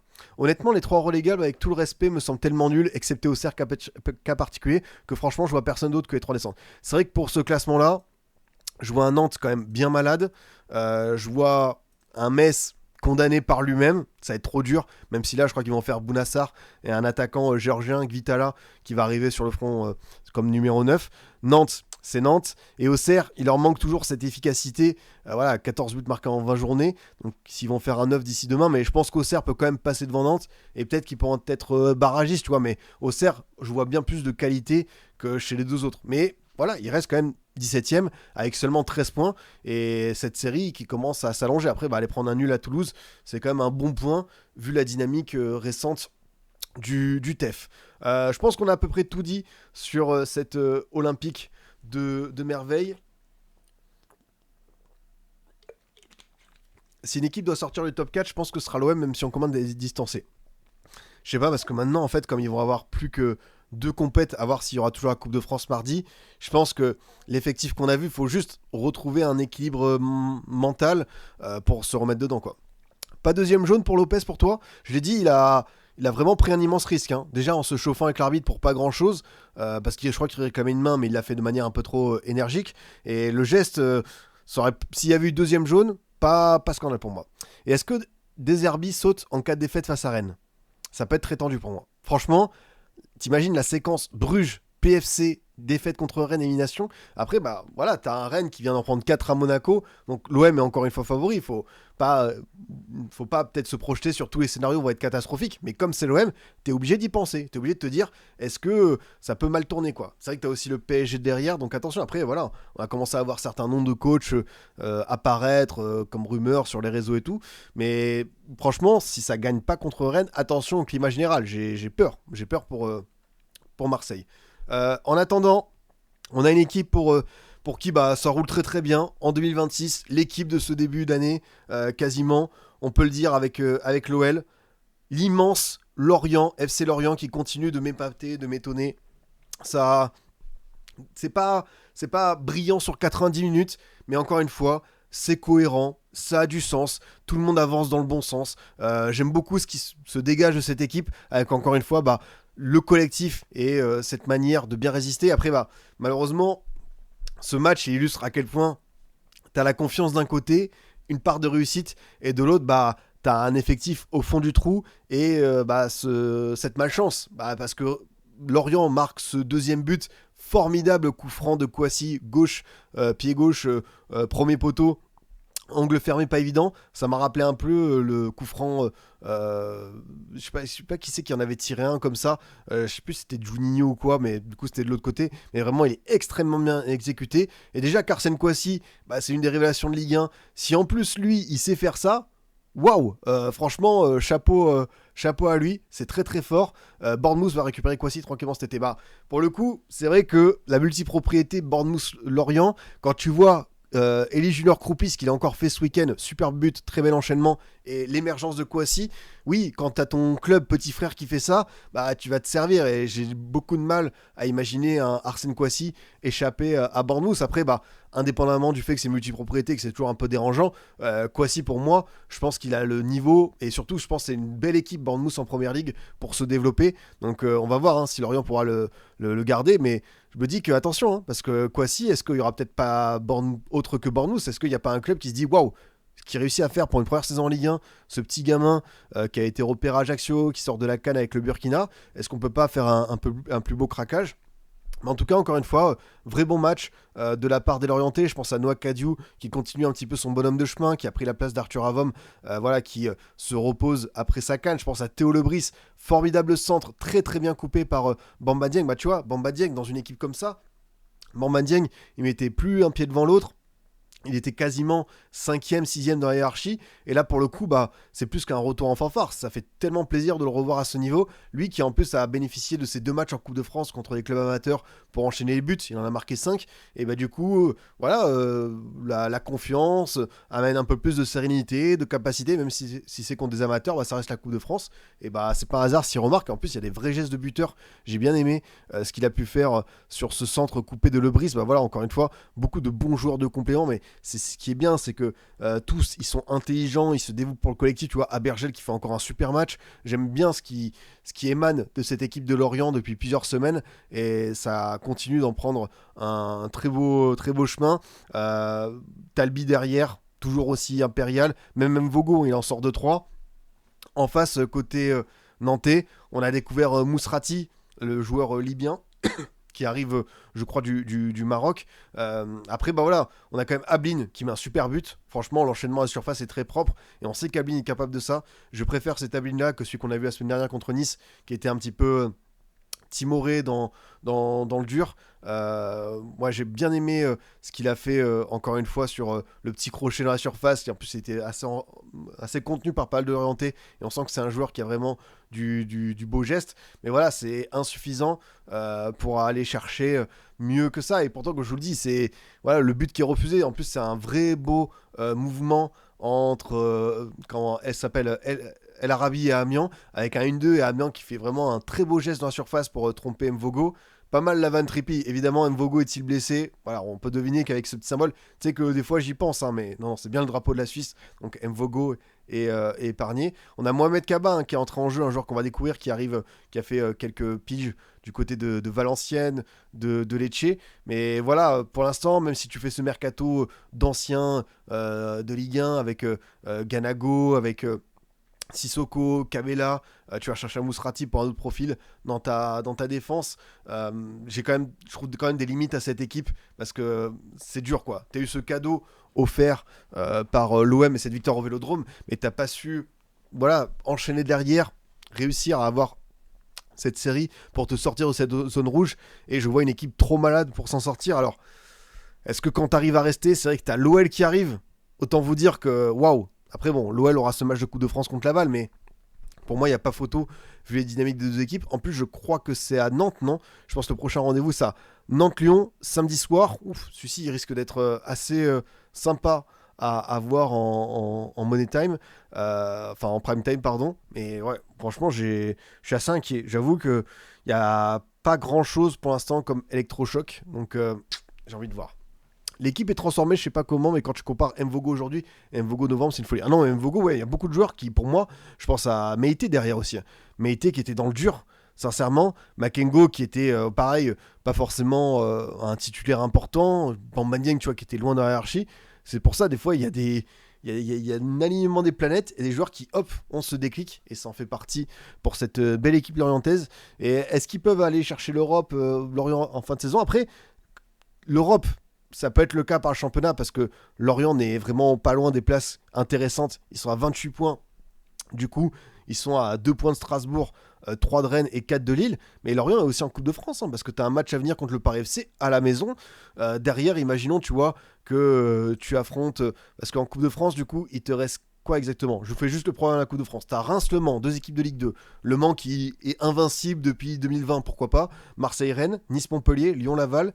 Lorient-Paris FC, Toulouse-Amiens, Troyes-Lens, Strasbourg-Monaco. Imaginons, tu vois, Lorient, il tape voilà, le Paris FC. S'ils affrontent le vainqueur de Reims-Le Mans et derrière en demi-finale, je sais pas moi, le vainqueur de Nice-Montpellier, Toulouse-Amiens, bah oui, t'as peut-être un parcours en Coupe de France qui peut être accessible. Donc tu peux aussi rêver, hein, franchement, vu la dynamique de l'équipe, à voir comment Pantaloni va procéder peut-être à quelques changements. Mais tu te dis qu'il y a Karim Derman qui est pas mal en ce moment, Soumano qui est un bon super sub, Arthur Avom qui a été titulaire pendant un bon moment, peut-être te relancer 2-3 joueurs comme ça. Mais ouais, moi je suis plutôt... j'ai envie de voir jusqu'où elle peut aller. Je pense que pour accrocher l'Europe via le championnat, ça peut être un petit peu limite. C'est vrai que comme tu le dis, Carazous, la Coupe de France, je suis mort de rire comment on parle depuis l'élimination du PSG. C'est tellement ouvert même pour des clubs comme Lorient. Bah en vrai, quand tu vois la dynamique de cette équipe, bon, je pense qu'au bout d'un moment, ça va peut-être se calmer pour eux, mais pourquoi pas te prendre au jeu, hein. On ne sait jamais, hein. Franchement, ça peut faire l'affaire. On va aller sur le match du samedi soir qui opposait Monaco au Stade Rennais. Quelle victoire les amis, 4-0, net, sans bavure. Forcément, l'ASM a vécu ce bonheur de se qualifier pour les barrages de LDC en résistant contre la Juve qui avait fait un peu de rotation. Ah, le coup franc de Kouassi, j'en ai parlé, hein, t'inquiète, hein, mais le coup franc de Kouassi était exceptionnel. Mais voilà, on sait que Monaco était une équipe malade en Ligue 1 qui n'avait pas gagné depuis début novembre en championnat. C'était contre le PSG. C'est une équipe qui montrait beaucoup de signes d'inquiétude, fébrilité défensive, manque de leadership de certains cadres, un manque de variété sur le front de l'attaque, et même le mercato qui a été un échec. Et finalement, bah écoute, ils ont fait un très bon match. Franchement, ça fait plaisir parce que Monaco, comme je vous le dis, ça doit être une locomotive de Ligue 1, ça doit être un club qui se qualifie chaque saison en Coupe d'Europe, ça va être une équipe avec un style de jeu qui permet à certains joueurs de monter en gamme. Et ça faisait longtemps que j'avais pas vu un Monaco comme ça, me proposer ça. Maintenant, bah, le plus difficile pour eux, ça va être de pouvoir confirmer sur la durée, réussir à nous épater encore une fois. Mais je pense que ce match va au moins leur remettre un peu la tête à l'endroit. Je pense pas que Monaco va se redresser d'un coup, va passer d'une équipe qui enchaîne 6-7 défaites de suite en Ligue 1, enfin pas 6-7 défaites de suite, mais qui enchaîne pas mal de contre-performances, à être une équipe à gagner, mais au moins ça permet de te dire que oui, Monaco a des joueurs de qualité, parce que c'est vrai que dans la période actuelle en Ligue 1, avec des champions, on a quand même vu plus de choses. On sait que c'est une compétition, les mecs ont peut-être un peu plus envie de se défoncer, surtout qu'il y a le risque de pas la disputer la saison prochaine, mais tu vois, enfin, Lamine Camara, c'est un très bon milieu de terrain de Ligue 1. Je pense aussi à Balogun qui fait toujours des bons mouvements. J'aime beaucoup le joueur Crépin Diatta qui revient en pleine bourre de sa canne, et on sent que bah, la parenthèse sénégalaise, même s'il a raté la finale car il était malade, c'était bien. Golovin, quand il est comme ça, bah franchement, c'est un très bon joueur entre les lignes. Ouattara a aussi été très bon. Donc Koulibaly au milieu de terrain qui a été aussi également buteur. Même tu vois Idumbo qu'on n'a pas beaucoup vu cette saison qui a marqué. Donc non, c'est vrai que c'est à la fête. Même Akliouche, tu vois, qui était remplaçant, et c'est logique parce que les dernières performances d'Akliouche, elles sont pas géniales, elles sont pas dingues, elles sont pas dignes du statut de ce joueur, elles sont pas dignes d'un jeune international français. Mais voilà, c'est bien aussi de se faire piquer et d'aller sur le banc. Et en face, bah ouais, Rennes a été catastrophique. Enfin, ils sont passés à côté de leur match. Il n'y avait pas d'équilibre au milieu de terrain. Et c'est vrai que la blessure de Valentin Rongier, encore une fois, quand il y a ce joueur absent, ça peut peut-être expliquer. Alors je pense que même avec Rongier, ils auraient pu perdre, hein, mais ça leur a fait du mal. L'attaque a eu du mal à exister face à Monaco. Et pourtant, tu vois, Thésée, Zakaria Kerrer ont tous eu un niveau aléatoire, voire décevant cette saison, mais Zakaria a quand même bien tenu, je trouve, l'équipe. Je suis content aussi pour Pocolli parce que voilà, forcément on se dit que à ce niveau de, enfin, l'enchaînement des défaites, des mauvais résultats, il aurait pu encore une fois sauter, mais c'est un coach. Lors du match contre Marseille, j'ai vu quelque chose. Et pour moi, quand je vois quelque chose, j'ai pas envie de le laisser tomber, même si évidemment j'ai vu des matchs où je me suis dit non, c'est pas possible, Monaco il peut pas faire ça. Et du coup, je pense que Poccoli, peut-être que revenir à ce 3-4-3, revenir à son système un peu plus de l'USG où il avait réussi à aller au bout, à gagner le championnat belge, ça peut être bénéfique. Maintenant, on attend du mercato. Je crois que Thiago Scuro a annoncé qu'un neuf arrivait. Est-ce que tu vas pas avoir de mouvement autour d'Enikena qui est resté sur le banc? Je sais qu'il y a Lille qui s'est intéressé à lui, mais tu as quand même aussi un prix assez fort. Je crois qu'il demandait 25 millions, mais est-ce que Likena il va pas partir en prêt à Lille parce que là, il n'y a pas beaucoup de temps de jeu cette saison, quitte à avoir un jeune neuf qui joue, autant l'envoyer dans le nord de la France. C'est vrai qu'encore une fois, quand tu vois la différence de blessés, Rongier d'un côté, sinon l'autre c'est d'ailleurs Fess, Radecki, Mawissa, Saïsou, Pogba, Minamino. Bon, il y en a pour qui j'ai plus trop d'espoir, hein. Le comeback of the year, encore une fois, ça commence à pas sentir bon pour la suite. Mais non, franchement, le match de Monaco a été consistant de bout en bout. J'ai vu un match parfait sur 90 minutes, ça faisait très longtemps. Franchement, très très bien maîtrisé. Et dans l'autre sens, ouais, Rennes, Jacquet, oui, il y a ce fameux transfert à Liverpool, mais là, comme tout le reste, ça a été délicat, cette partie sur la pelouse de Louis II. J'ai eu du mal à retrouver de la personnalité, les pistons n'ont pas marché, défensivement, trop de fragilité. Samba, il y a même des buts où je trouve qu'il était vraiment seul, mal couvert, enfin, ouais, un match à l'envers, quoi. Donc, début d'année 2026, très particulier pour Rennes, parce que ça fait quand même match nul contre le Havre, ça fait défaite contre Lorient. Tu as eu ce succès contre Lille, c'est vrai, mais je parle de la phase retour peut-être un peu plus. Et là, tu as ce lourd revers sur la pelouse de Monaco. Tu es vraiment retombé dans tes travers. Donc attention, pour Rennes, peut-être l'enjeu est moins critique sur le match à Marseille parce que même si c'est une Coupe de France et que je pense que voilà, ils ont quand même un beau coup à jouer s'ils éliminent l'OM vu le tableau dégagé. Mais je pense que cette équipe elle est plus voué à se faire un top 6, essayer d'être en Europa League. Mais ouais, il va falloir se réveiller parce que j'ai l'impression qu'Habib Bey manque encore une fois d'un plan B. Il insiste beaucoup avec ce fameux système en 3-5-2, le duo Le Paul Mbolo. Peut-être mettre, je sais pas moi, un peu plus. C'est vrai que certains réclamaient des ailiers dans ce stade rennais. Est-ce que Zabiri, mais je pense que si tu prends Zabiri, c'est pour être l'autre Kader Meïté, quoi. Alterné par rapport à ces deux-là. Donc, j'ai eu beaucoup de mal avec la perf rennaise. Et ouais, c'était une claque sans nom. Et surtout, il n'y a pas eu de réaction, quoi. Et ouais, c'est vrai que vous le dites, Biarret a fait une bonne entrée. C'est vrai que ça faisait longtemps qu'on l'avait pas vu autant en jambes. Mais voilà, enfin, le match est archi positif pour Monaco. Le résultat, la manière, pas mal de mecs qui étaient dans le dur récemment qui ont fait leur match référent cette saison. Donc maintenant, il faut confirmer, quoi, hein. C'est la clé pour les Monégasques qui vont à Strasbourg jeudi en Coupe de France. Voilà, après, évidemment, on sait qu'ils vont préparer leur petit rendez-vous face au PSG. Mais sinon, ouais, t'as le derby contre Nice. Un Nice qui est malade. Voilà, c'est un duel d'équipe un peu peut-être dans le coma, mais Monaco a son mot à dire. Ensuite, tu reçois Nantes. C'est vrai qu'entre les deux barrages contre le PSG, t'as un déplacement à Lens. T'as le calendrier, il est hardcore là. Et en plus, quelques semaines après, tu retrouves le PSG encore une fois au parc. C'est vrai que le calendrier de Monaco, t'as vraiment intérêt à prendre des points. Et quand je dis des points, c'est minimum 4 sur 6 face à Nice et Nantes si tu veux avoir un avenir européen. Parce que derrière, ça va être quand même chaud. Après, on sait que Monaco est capable de faire des fins de saison boulet de canon. Parce que tu vois, là, il y a des matchs Paris FC, Auxerre, Toulouse, Metz. Pourquoi pas aller chercher des victoires précieuses au printemps. Mais ouais, quand même, le calendrier, il arrive là. Il va être assez tendu, hein. Ça, j'en suis convaincu, quoi. On passe au match suivant, les boss, et on arrive sur le match de 15h. Cette opposition entre, pareil, hein, deux dynamiques très particulières. Le LOSC qui ne gagne pas et qui fait que perdre justement en Ligue 1, mais qui s'est rassuré avec ce succès en Europa League contre Fribourg. Le penalty de Giroud à la fin. Lille affrontera l'Étoile Rouge en barrage d'Europa. Et en face, l'OL qui visait une 10e victoire de suite. Ça a été fait avec, bien sûr, pas mal d'absents majeurs. Tolisso, Morton, effectif pas à 100%, mais encore une fois, j'ai bien aimé le match de l'OL, la première de Noah Narté, buteur, très très bien. Alors forcément, ce qui est ouf, c'est l'action de Kluivert qui a fait un cadrage débordement sur le but côté gauche incroyable. Lui qui est plutôt latéral droit au défenseur, il s'en poussait des ailes, mais je pense que Kluivert sur les 2 derniers mois, c'est un des tout meilleurs. Est-ce que je veux dire une dinguerie? Je sais pas, mais c'est un des meilleurs joueurs de Ligue 1. Enfin, sur ce qu'il montre depuis pas mal de temps, c'est solide, c'est décisif.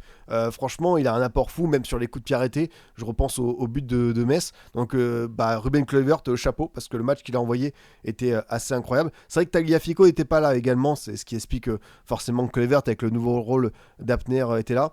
Alors, du stade, le match était un peu dégueu car les équipes étaient très en place. Voilà, c'était un match tactique, c'est un match pas inspirant. C'est un OL, encore une fois, je l'ai dit, hein, c'est pas l'OL, c'est pas le Fonseca Bowl, c'est pas le Lyon le plus intéressant dans le jeu de ces dernières semaines.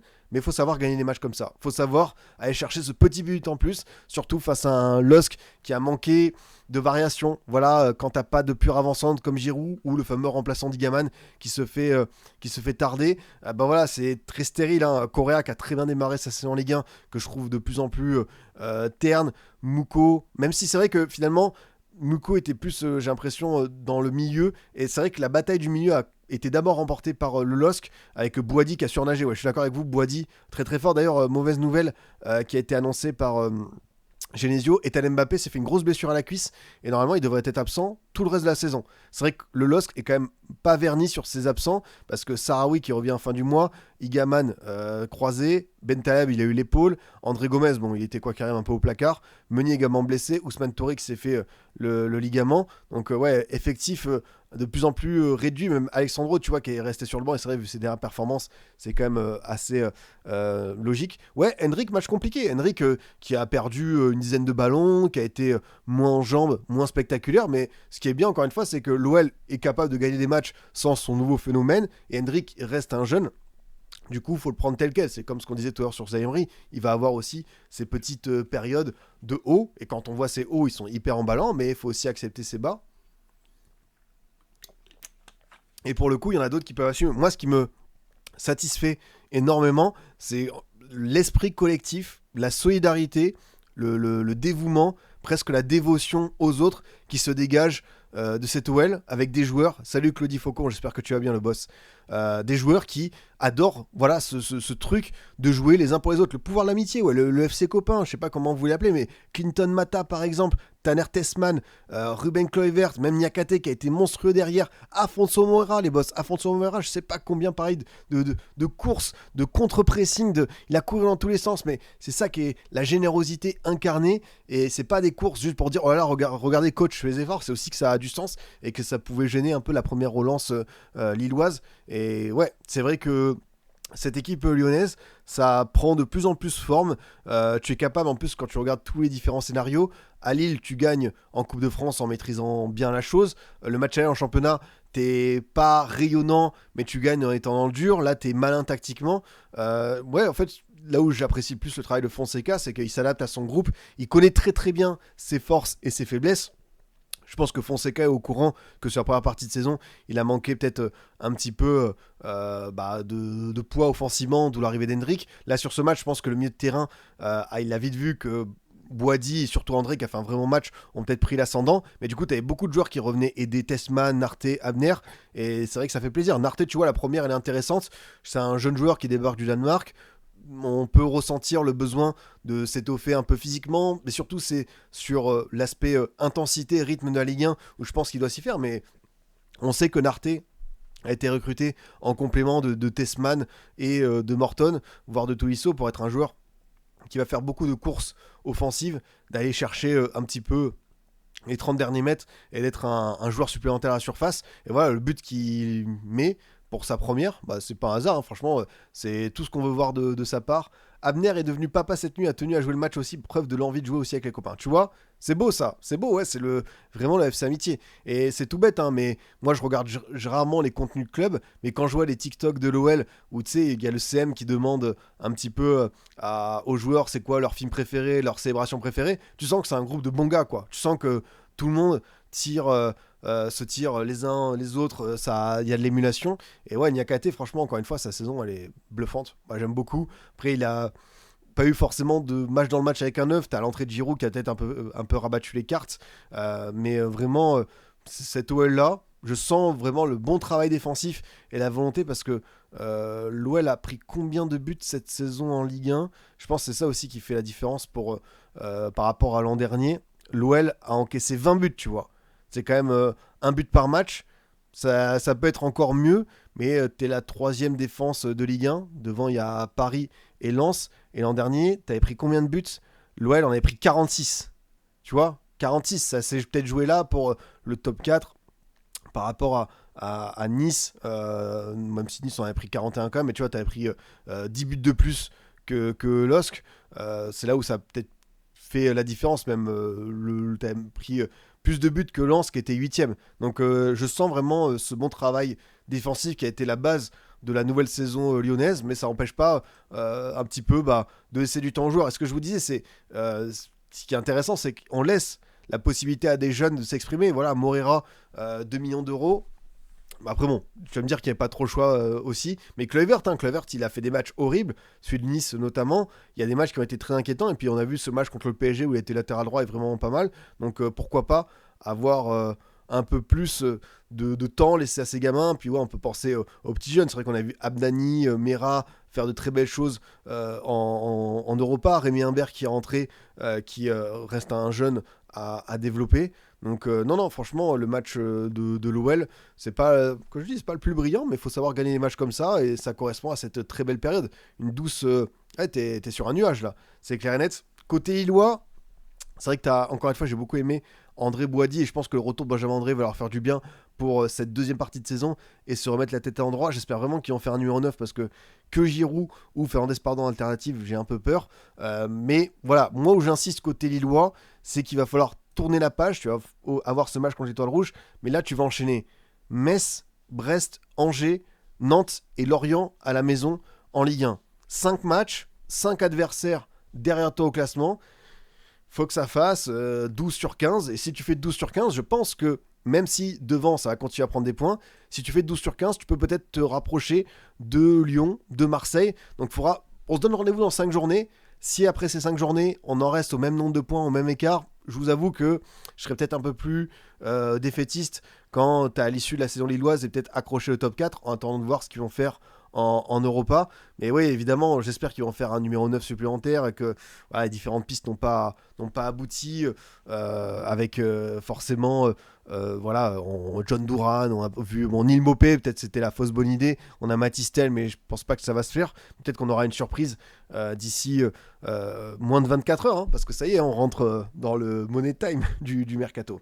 Déçu de la défaite, mais content de retrouver Lyon à ce niveau en Ligue 1. Non, c'est vrai que toutes les locomotives, on a envie de les voir rayonner, et Lyon en fait partie, mais Lille aussi est normalement une vraie belle équipe. Et même si, encore une fois, la période est à l'inquiétude, et j'ai même cru que Genesio allait partir, je vous dis, regardons d'un peu plus loin, prenons une loupe, et je pense que Lille peut réussir à rebondir, et que ce match, il leur manque juste un peu plus de vista, un vrai numéro 9, quoi. Sinon, s'ils avaient peut-être un vrai numéro 9, je pense qu'au minimum, ça faisait match nul, quoi. On va enchaîner, il nous reste encore 3 matchs à voir, les boss, avec un très bon Nice-Brest, avec un bon scénario. Brest qui ouvre le score sur penalty avec une main concédée par Dante. On a ensuite Doumbia qui marque sur une belle action, un bel effort de la Bolascari et une espèce de petite déviation d'Ajorc. Et puis derrière, voilà, Nice qui se remet un petit peu la tête à l'endroit, pareil. Une équipe qui a beaucoup souffert, à l'image de la défaite 5-1 à Toulouse. Une équipe qui doit réapprendre à jouer sous Puel. Mais on a vu, il y a eu la défaite contre Ludogorets, mais tu as aussi eu enfin ce succès contre les Go Ahead Eagles en Europa. Mais voilà, tu prends un peu de distance par rapport à cette zone rouge. Et pour les Niçois, je pense que c'est le genre de match où je dis qu'il y a encore de l'inquiétude défensivement. T'es pas impérial, mais que tu as quand même des joueurs de qualité pour faire la différence. Tu vois, Wai, 3e match, 3e but, donc très très bien pour lui. Klaus aussi, hein, très beau centre pour Abdi qui coupe de la tête, donc même l'apport sur les coups de pied arrêtés. Intéressant de la part de Puel aussi, un choix assez remarqué, je trouve fort, c'est de mettre Yevan Diouf sur le banc, qui a joué en coupe avec évidemment Dupé. Oui, désolé pour l'expression, je me suis embrouillé, regardez d'un peu plus loin en prenant une loupe, c'était presque s'éloigner, voilà, prendre de la hauteur avec une certaine échelle. Il est minuit 15, on peut des fois commencer à fatiguer et s'embrouiller, mais je pense que vous avez l'idée. Et non, non, tu vois, Wai, c'est vrai que il est marqué qu'un but, je crois, en 14 matchs avec Francfort. Là, il commence petit à petit à prendre des repères. Et même le but, hein, il est vraiment intéressant parce que c'est Klose qui a encore une fois l'initiative. Klose a fait vraiment un bon match, qui a servi Kevin Carlos, qui a fait une déviation. Et c'est vrai que Puel a déjà parlé de Kevin Carlos dans le sens où il veut que ce soit son Ajorc, son Giroud, le vrai point de fixation, de déviation. Je pense que Kevin Carlos, on a tous vu les limites techniques du garçon. Mais peut-être que pour s'appuyer sur lui, peser sur les défenses, c'est peut-être le début de quelque chose. Mais en attendant, je comprends l'idée de la part de Puel d'insister sur le trio Diop, Weisho, quand on a vu le match de Nantes et quand on sait que c'est 3 joueurs qui peuvent être quand même assez intéressants dans le jeu. Ça manque encore une fois peut-être un peu de régularité, de fiabilité, mais Nice a besoin quand même. Enfin, quand tu vois les équipes du bas du classement et que tu vois un trio Diop, Weisho, je pense qu'il n'y a pas photo par rapport à la concurrence. Donc voilà, c'est un point de prix, mais même si c'est qu'un point à la maison contre un Brest qui est pas ouf en 2026, t'as encore cette belle force de caractère, je trouve, de te réveiller et encore une fois peut-être de commencer à te réconcilier avec ton public parce que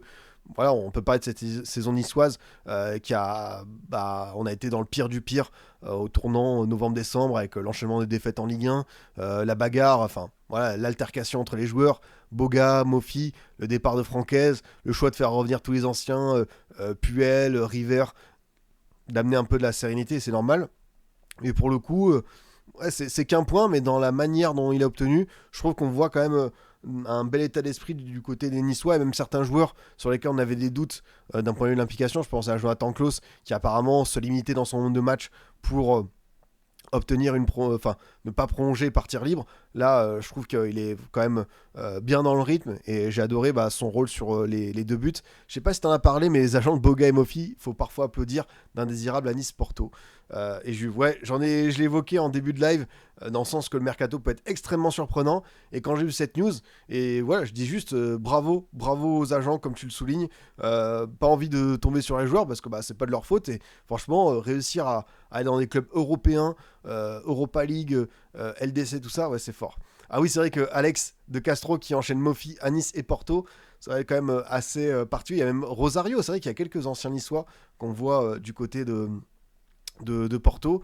Et voilà, Brest, c'est dommage parce que cette victoire potentielle avec 2 buts d'avance aurait pu leur permettre de souffler un petit peu dans cette période difficile. J'ai vu Koulibaly en difficulté, il a d'ailleurs été remplacé par Diaz, mais voilà, t'as quand même le retour de Del Castillo qui avait pris rouge à Lyon qui t'a fait du bien, t'as Ajor qui a été précieux, t'as Doumbia qui a marqué, la Bolascari qui a été décisif, donc encore une fois, à l'image de ce Brest qui défensivement ne dégage pas tout le temps des signes assez épatants de solidité, c'est pas costaud. Mais voilà, je peux pas être inquiet pour Brest quand je vois ce quatuor devant. Je pense qu'ils vont aller eux aussi chercher leur maintien pépère. Maintenant, l'issue de la saison, voilà, Brest est 12e. T'as quand même 9 points d'avance sur Nantes. Ah, c'est de se challenger, pourquoi pas aller chercher la première partie de tableau, mais je pense qu'il va leur manquer trop de choses. Mais je vois quand même une saison, encore une fois, pépère pour les Brestois.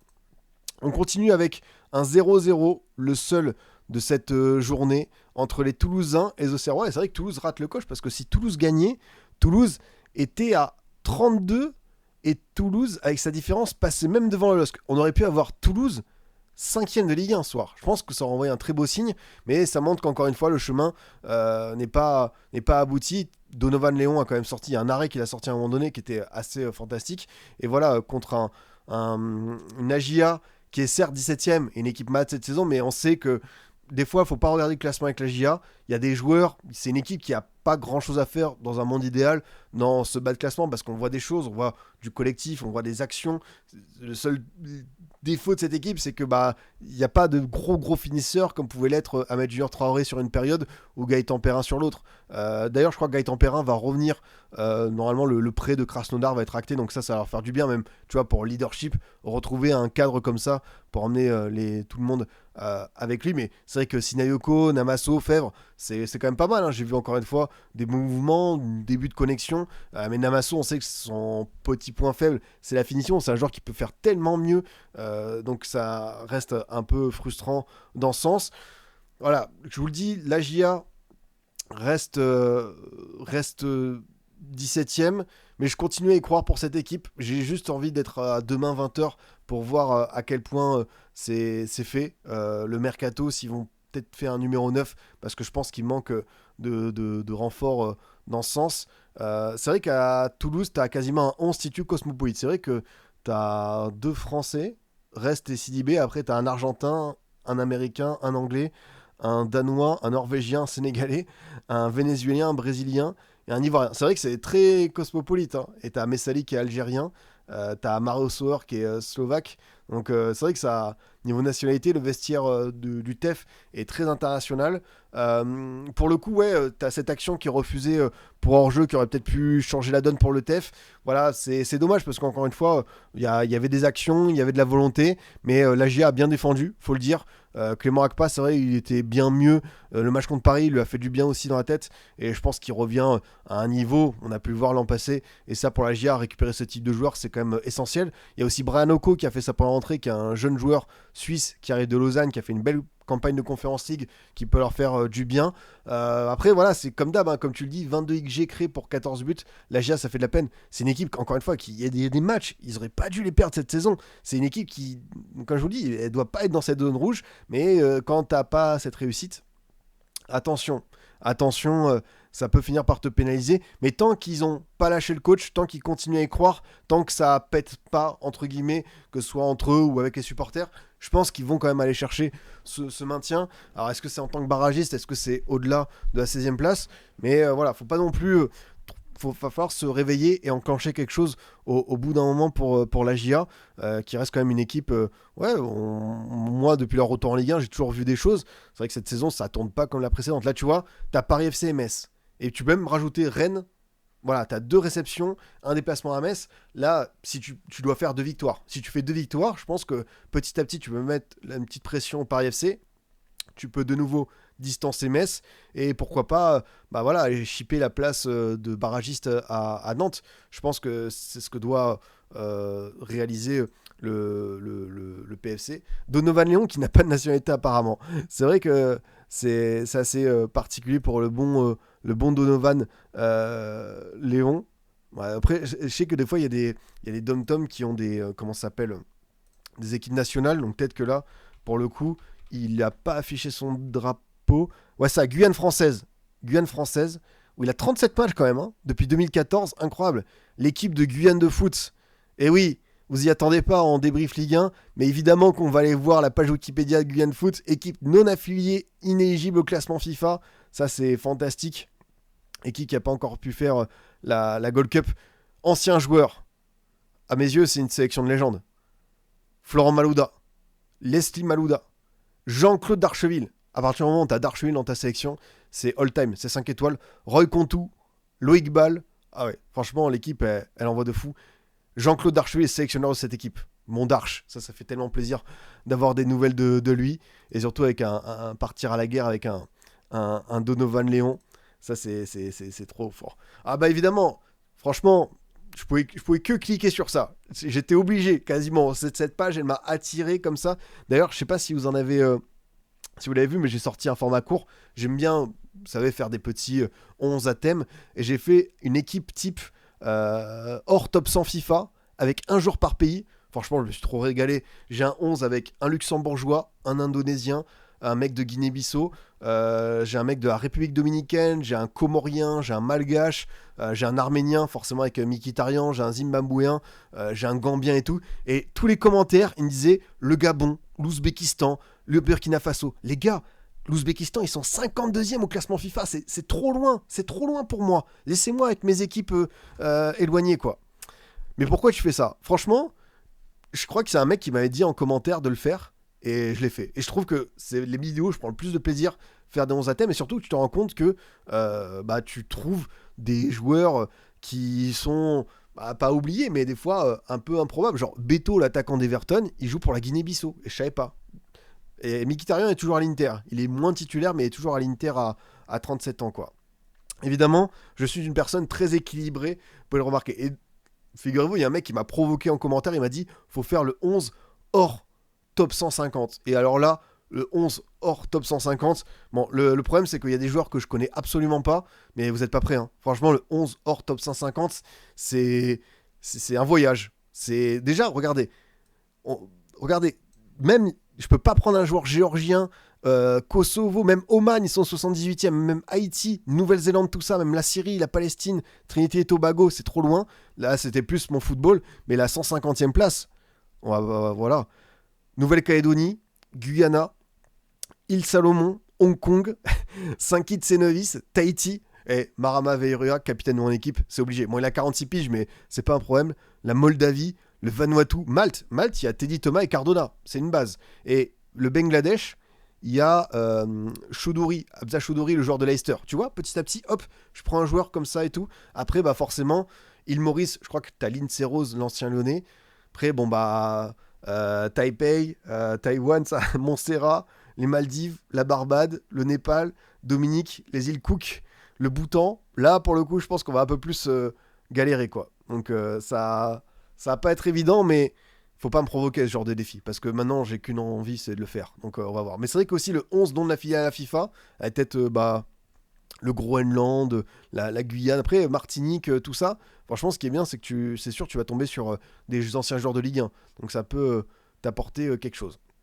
Du coup, évidemment, il faut qu'on revienne à la réalité et ce Toulouse-Auxerre. Donc un 0-0 vivant, mais voilà, le TEF a pas su aller chercher le petit but qu'il faut, ils en étaient pas loin. Mais ce qui est bien, c'est quoi, tu vois, Hidalgo qui était encore buteur, ça a pas suffi pour être validé. Emerson qui a fait encore un match intéressant de neuf, mais qui a pas été forcément bien exploité. Beau remuant, mais pas précis. Donc t'as loupé un petit coche, mais tu restes dans cette bataille. Et puis bon, bah, là, tu reçois Amiens en Coupe de France, encore une fois, comme beaucoup d'équipes que j'ai évoquées précédemment.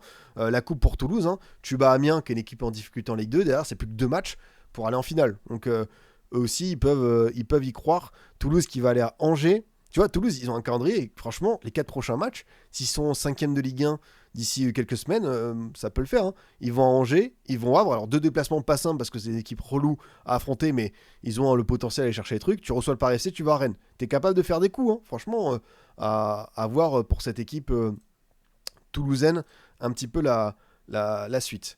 Le fou du bus qui te alpalgue avec ses 128 onglets Transfermarkt et qui te parle de Choudhury. C'est moi. De toute façon, vous venez ici pour ça, non? Sinon, ce serait une petite déception de ne pas avoir le petit intermède voyage footballistique. On va terminer avec ce Angers-Metz qui était forcément une affiche déséquilibrée, même si c'est vrai que on va dire que la période récente angevine était pas dingue, mais dans un Metz qui est malade et surtout Gébamin, malheureusement, quand je vous le dis, le carton rouge il peut être sévère parce qu'il joue le ballon, mais c'est semelle et du coup la semelle elle va sur le pied de Belkebla, au-dessus de la cheville.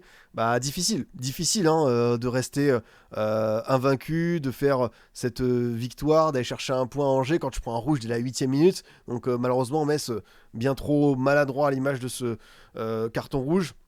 Ouais, je pense aussi qu'on peut tirer le rideau parce que malheureusement, encore une fois, Titashvili, Habib Diallo, Gauthier Hein, c'est pas dégueu comme trio, hein. Mais derrière, t'as trop de limites. T'as, voilà, pareil, hein, le carton rouge d'entrée, c'est difficile après. Quand même, une grande nouvelle, on a eu un joueur de 2009, Biliv Munongo, qui a fait son premier match. Forcément, difficile de le mettre en valeur en restant à 10 contre 11, mais on voit que c'est un gamin qui a de la personnalité. Seulement 16 ans, Biliv Munongo. Et on sait qu'il y avait déjà eu Majo qui lui a fait Aston Villa. Donc Metz lance quand même ces jeunes à l'assaut, histoire peut-être de les préparer pour la saison suivante en Ligue 2. Je sais pas si à Metz on a déjà tourné la page, c'est dommage parce qu'il reste quand même plusieurs journées. Voilà, on va voir ce que Bounassar, ce que Kidvalia, l'attaquant géorgien, ça peut apporter. Mais malheureusement, j'ai peur que ce soit trop juste parce que voilà, t'as un retard de points. Je vois quand même plus Auxerre à remonter qu'eux. Donc malheureusement, c'est pas Angers qui a été incroyable, mais c'est Angers qui a été suffisant pour aller chercher sa victoire. Et d'ailleurs, très beau but, encore une fois, bien construit avec le centre d'Arcus et la reprise de Mouton. Mouton qui, tu vois, sans faire de bruit, continue d'avoir du temps de jeu, continue... Non, mais Metz a eu sa petite période, c'est clair, mais ils ont eu 3 victoires de suite, contre Lens, contre Nice et Nantes. On a commencé à se dire, attention, peut-être que, parce que par exemple, Titashvili, et je crois qu'il est en fin de contrat, et il y a déjà eu des rumeurs, même pourquoi pas à l'OL. C'est pas un hasard, tu vois, il y a des joueurs que j'ai envie de sauver. Hein. Vous avez dit Kofi Ko, oui. Habib Diallo, ça reste quand même un œuf de qualité, donc pourquoi pas. Gauthier Hein, ça sent plus le départ vers la MLS. Mais Titashvili, par exemple, ça en Ligue 1, je peux continuer à le voir. Après, c'est vrai qu'il y a des joueurs qui doivent partir. Je pense à Tchèque Sabali, j'ai vu que lui devait aller à Vancouver, normalement, de ce que j'ai compris, en, en, en, en MLS. Sinon, ouais, bah écoute, cette équipe angevine continue. Hein. Très bon match de Van Ten Boomen qui a été à la baguette. Je pense que, pareil, hein, on le disait la semaine dernière, aller chercher un Branco Van Den Boomen à la place d'Abdelli qui va s'engager à l'Olympique de Marseille, tu vois, c'est super intelligent parce que ils ont aussi remplacé Sheriff par Koyalipou, Koni Koyalipou qui a été tu vois, et Koyalipou, ça c'est la République de Centrafrique. Je connais ce drapeau parce que ça aurait pu être dans mon 11 hors top 100 FIFA. La Centrafrique, ils ont deux joueurs, c'est Kondogbia et Koyalipou, mais j'ai pas réussi à leur trouver de place. Mais voilà, au moins, numériquement, c'est remplacé. Sheriff va à Fenerbahçe, on va chercher Koyalipou. Abdelli part, on va chercher Vandenbou même. J'ai pas comme d'hab, la garantie qu'ils fassent mieux que leur première partie de saison, qui est excellente aux deux qui s'en vont. Mais c'est au moins sensé, réfléchi. Ça connaît la Ligue 1. De la qualité sur coup de pied arrêté de Van Den Boomen, quand tu penses bah voilà, à Camara, quand tu penses qu'il a marqué quelques buts déjà dans cet exercice, c'est vrai que ça peut être assez dangereux. Donc ce qui est très très bien, c'est que vraiment ils peuvent aller chercher, je pense, sereinement ce maintien. Parce qu'encore une fois, Angers, au moment où on parle, est 11e de Ligue 1, 26 points.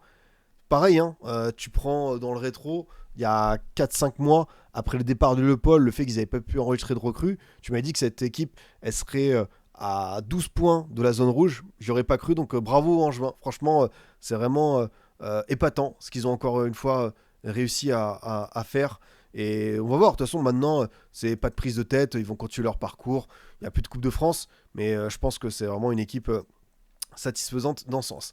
Les amis, on va aller comme d'hab sur l'équipe type de cette 20e journée. N'hésitez pas à me dire les joueurs qui pour vous sortent un petit peu du lot dans cette journée de Ligue 1. Qui c'est qui va vraiment avoir mon intention? Ouais, c'est vrai que je trouve que Lamine Camara a été très très bon côté Monaco. Hop, je pense qu'on peut mettre Kluivert à gauche pour ce but assez sensationnel. Voilà, je confonds encore les Kluivert, hein, mais Patrick, il a vraiment des fistons partout.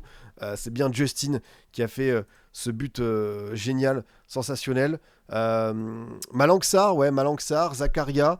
Elle va pas vendre du rêve, cette équipe type. Aucun gardien n'a brillé comme Guillaumes. Moreira, tu peux. Rouli. Ah, putain, ouais, c'est vrai que Paris FC Marseille, putain, c'est particulier, franchement. J'ai du mal à avoir quelqu'un. Peut-être qu'à droite, on peut mettre. Ouais, il y a Udol, Safonov. C'est vrai que Safonov, il sort un penalty. Zaire Emery, c'est vrai que Zaire Emery, ça a du sens. Je suis d'accord avec toi, il a fait vraiment un très très bon match dans ce choc de la 20e journée face à Strasbourg. Ousmane Camara d'Angers, ouais, je pense que Safonov, quand même, il y a ce penalty. Bon, la photo, elle date, hein, parce que désormais, il ressemble plus à un adulte, on va dire ça. Qu'est-ce qu'on va avoir également, du coup vous m'avez dit... Boadi peut-être même si défaite. Aguilar, ouais, Aguilar, Lebris. Ouais, je pensais à Lebris. Il y a Aguilar et Lebris. Udol, ouais. C'est vrai que. Est-ce que. Après, je peux peut-être basculer sur un système. Ouais, je peux peut-être trouver un truc pour inclure et Udol et tout. Mais c'est vrai que Lebris, pour sa passe, qui est quand même très bien. Bah, en vrai, Bamba Dieng, hein, Bamba Dieng, ça récompense aussi la continuité de ce qu'il fait, qui est très très bien depuis un moment. Hop, on va mettre. Ouais, Camara, j'ai vu que certains parlaient de Sarr, Malang Sarr. Peut-être, ouais, peut-être qu'on peut plus aller sur Malang Sarr, mais j'ai beaucoup aimé le match de Niakate aussi. Hein. Je vous avoue que Niakate, il me fait quand même bien plaisir. Hein. Franchement, ouais, j'ai pensé à Niakate. C'est vrai qu'il y a Kouassi aussi qui met un coup franc de fou, quoi. Est-ce que le coup franc de Kouassi mérite pas quand même aussi. Allez, on va basculer en 3-4-3 et on va se faire plaisir au niveau de la compo avec le petit Arsène. Comme ça, on va mettre les deux pistons l'orienter.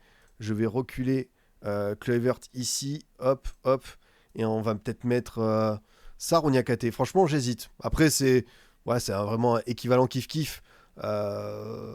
Peut-être, ouais, c'est pas évident en vrai. Après, j'aurais peut-être pas de Lensois du coup.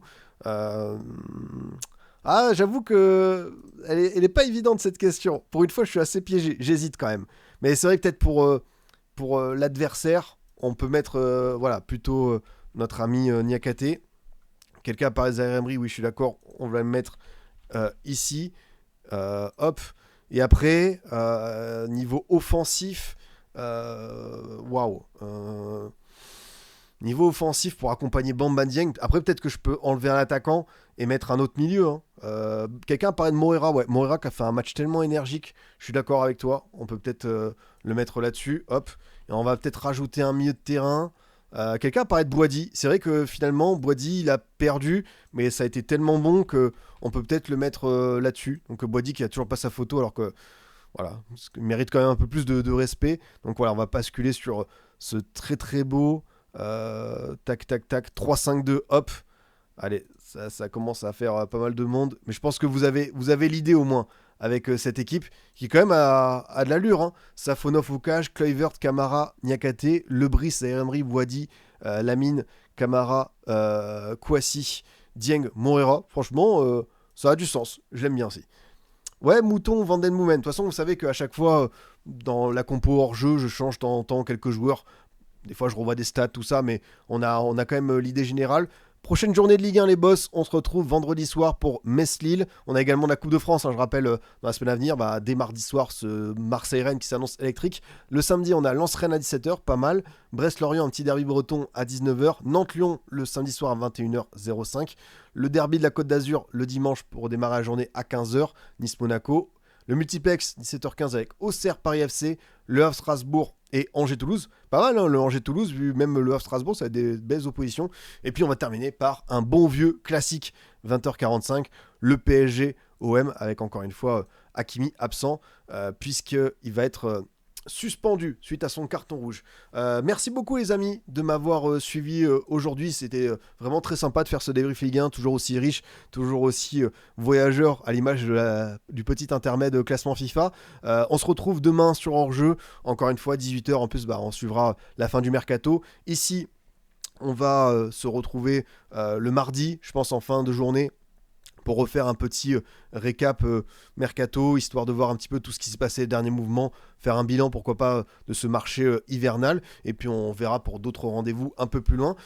N'hésitez pas, encore une fois, si ça vous a plu, à liker, vous abonner, commenter. On est disponible sur YouTube, également en podcast, le COP de Scipion. Je vous souhaite une très bonne soirée, passez une bonne nuit, et je vous dis à très vite. Salut les boss.